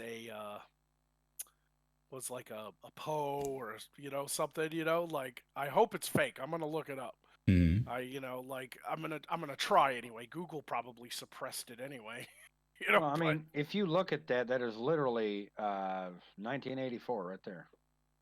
I mean, you say, oh, that's one of your conspiracy theorists. If you believe that, that's literally 1984. Yeah. Changing the past. No, it's To fit- actually.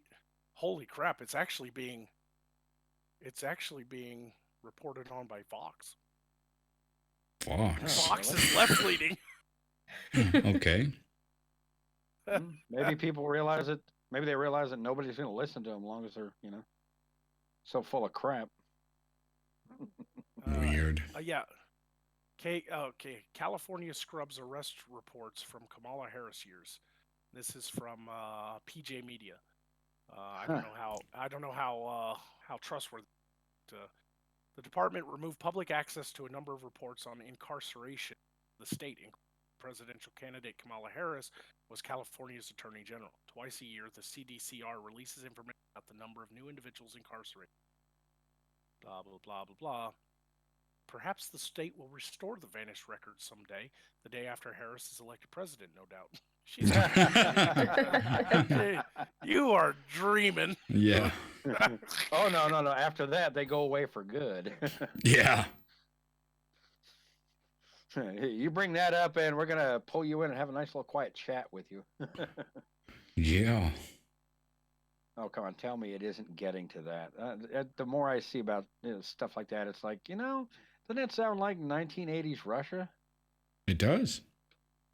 God, that's getting scary. Even the New York Times has an opinion piece called "Kamala Harris was not a progressive prosecutor." Quotations. They don't. Man, the left don't even like her dumbass. Well, they're okay. They're probably trying to. I think they realize that. Yeah, you look at the way that a lot of America currently looks at the progressive left. And they're like, we can't quite paint them in that picture, or else you're going to be put in the same category as AOC and all the others. So let's paint this slightly less crazy. Mm-hmm. So no. This person wasn't a progressive leftist. They were a moderate. So they're not as objectionable.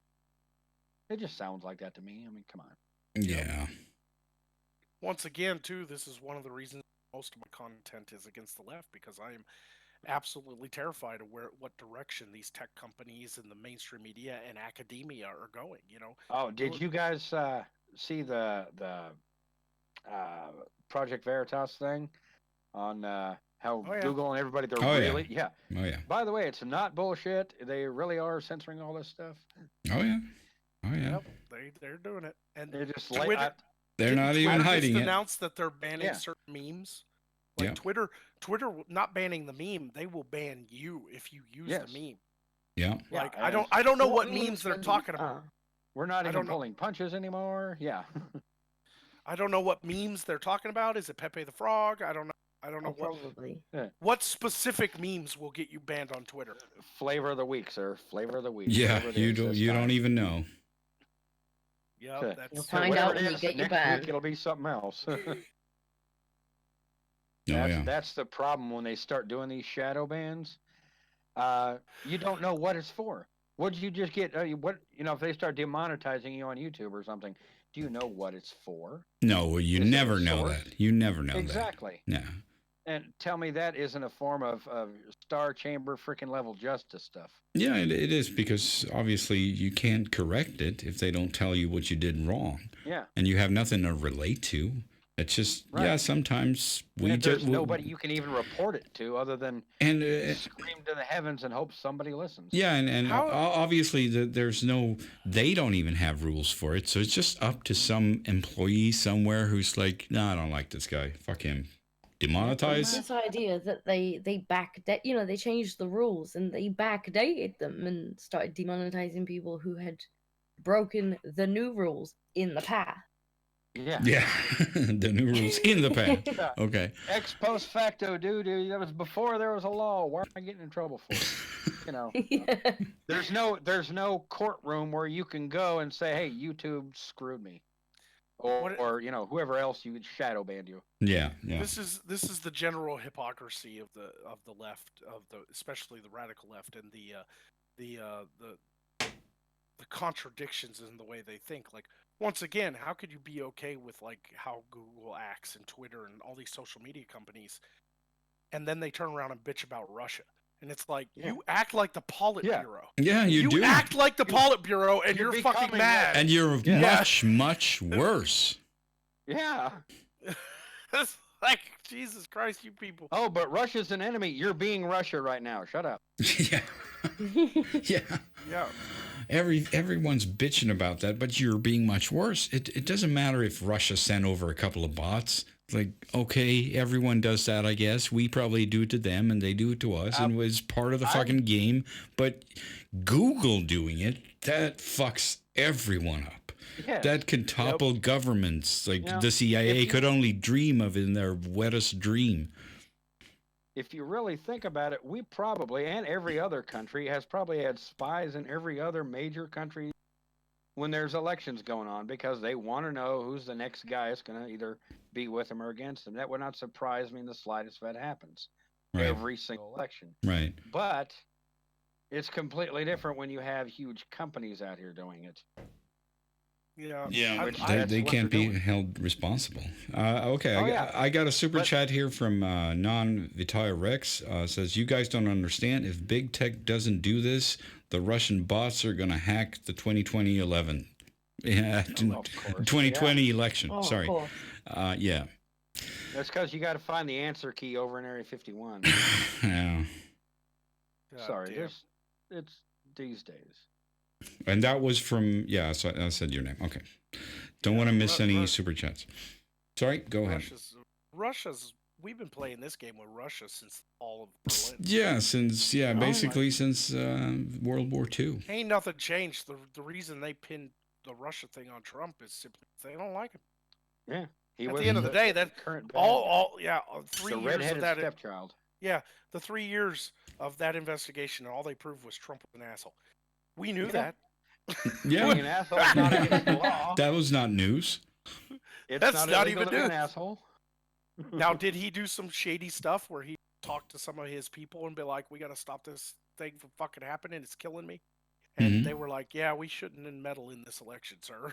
Like, did he probably ask people to fucking make this go away? Sure. Yeah, I have no fucking doubt. Has he had to being a businessman like he is? Has he probably done some backstabbing and some shady shit? Yeah. I didn't elect. Unfortunately, the way the world works. Yeah. We didn't elect the Pope. We didn't vote for him because he's a saint. Jesus. Exactly. You know? I agree with you there. His job's to go in there and do a job, not to be impress everybody with how glorious he is. No, exactly. He's supposed to be like a badass dude. Left-leaning Democratic politicians have absolutely no room to talk about political corruption. Yeah. None. Yeah. You remember back Fucking there none. do you remember back during the Kavanaugh thing when they were clearing in for the Supreme Court. Mhm. It's like two of the people that were the loudest people screaming at him literally have like one of them had a rape charge. Yeah. You know, like literally on the books rape charge. And you know, if I would have, that's the only thing I would have done different. Kavanaugh went completely above board and playing the, you know, doing the good thing, fighting the good fight. I would have been like, dude, this is literally a case of the pot calling the kettle black. What the hell? Except that it was a black man, so somebody said he would be racist if he said that. Right.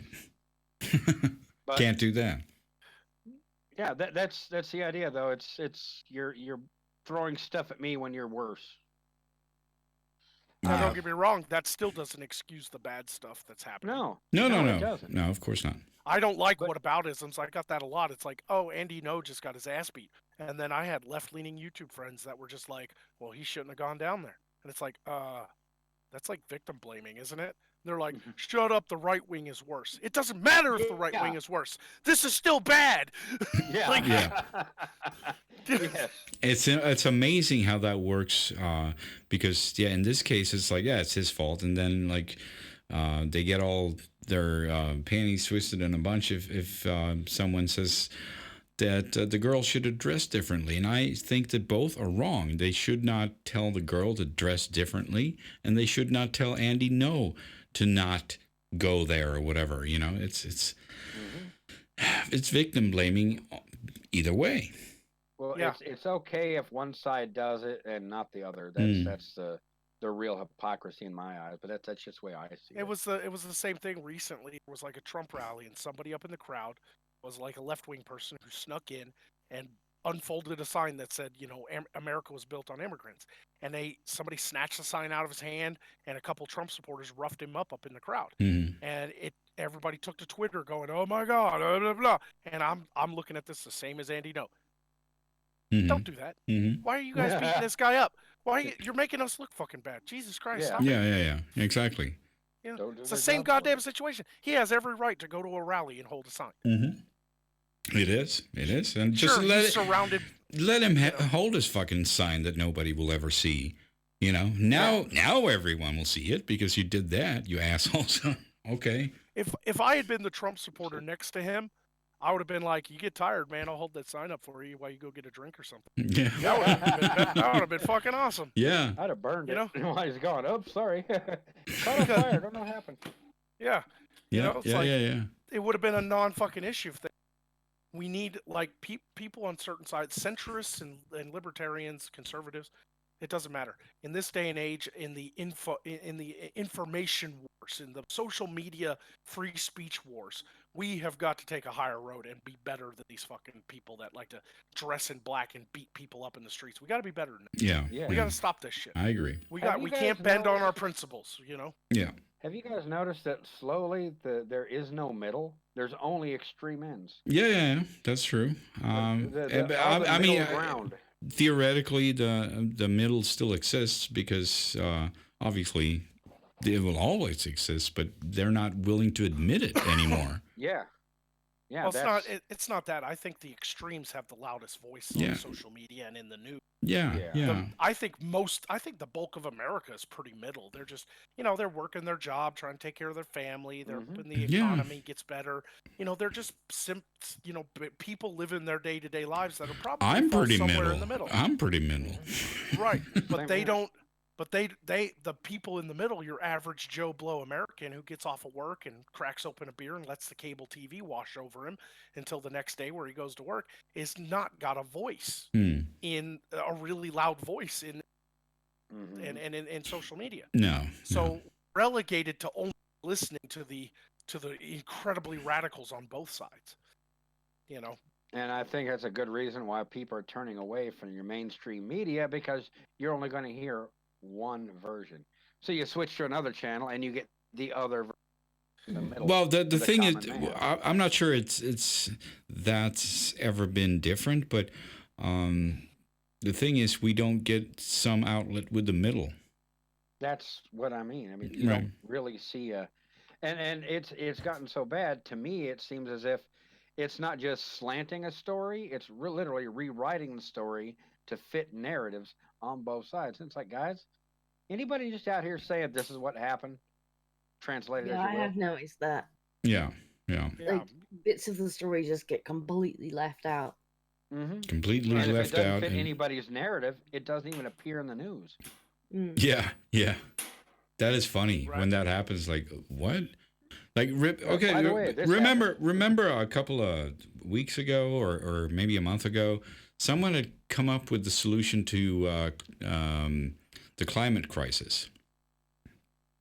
Really? Yeah. I missed it. Okay. I'm not surprised because no one reported on it, because obviously that would solve the crisis, and that would be bad. If we solve the thing, then it would go away.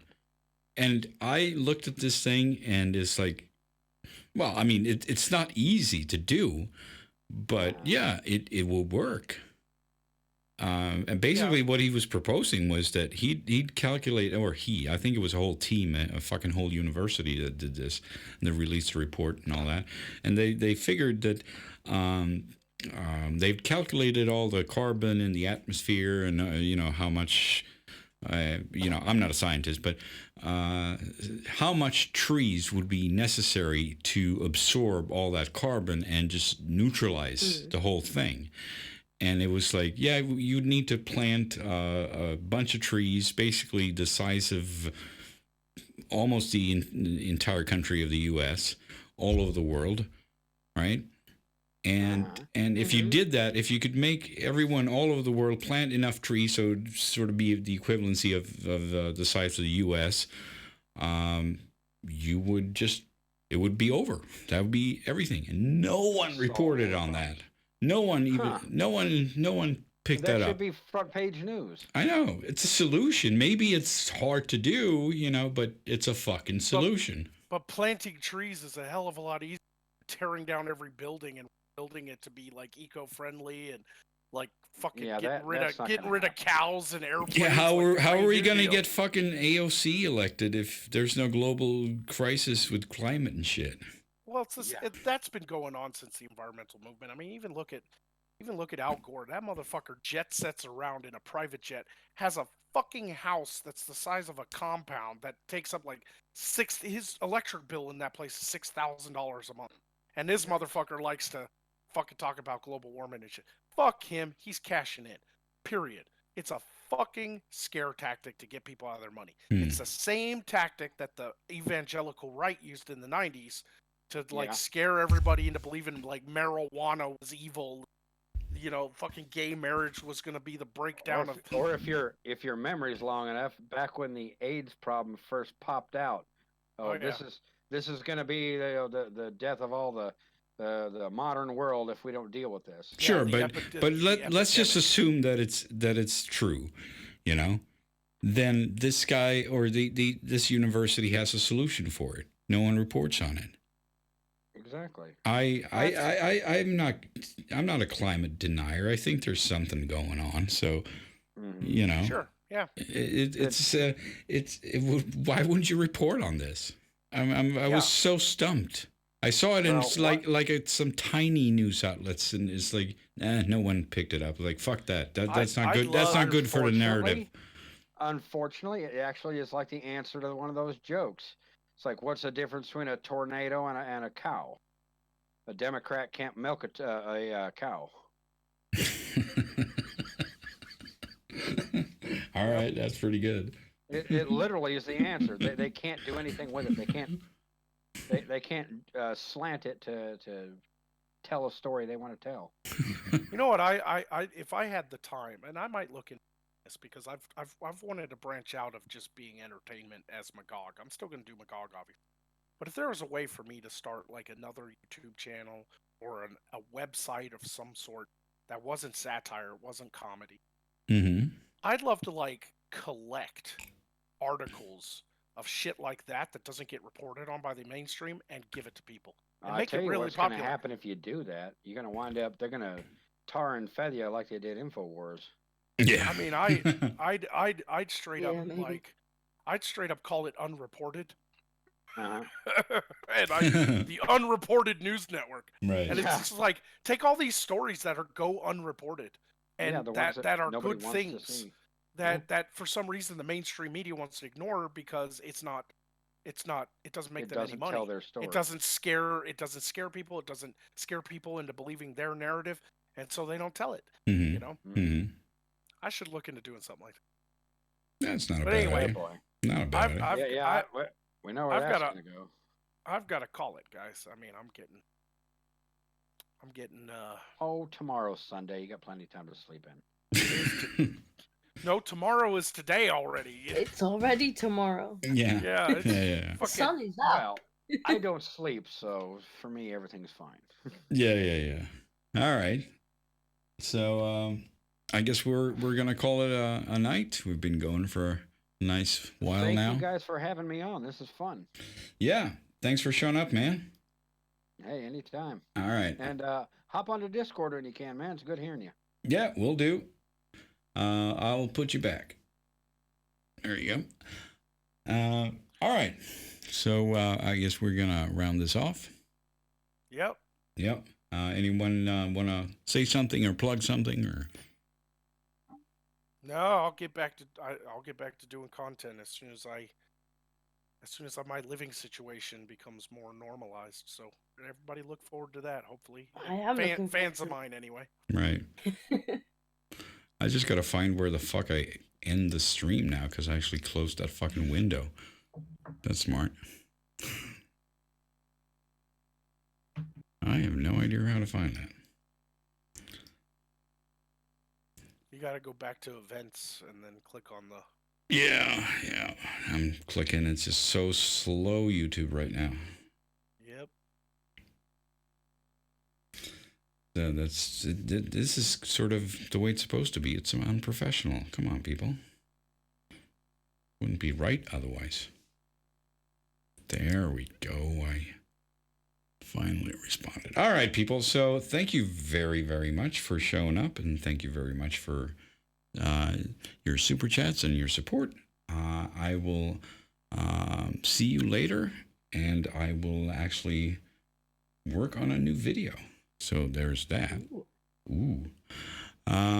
Yes, and I'll probably stop by for a bit in Discord and everything. So, yeah. Bye-bye, everyone.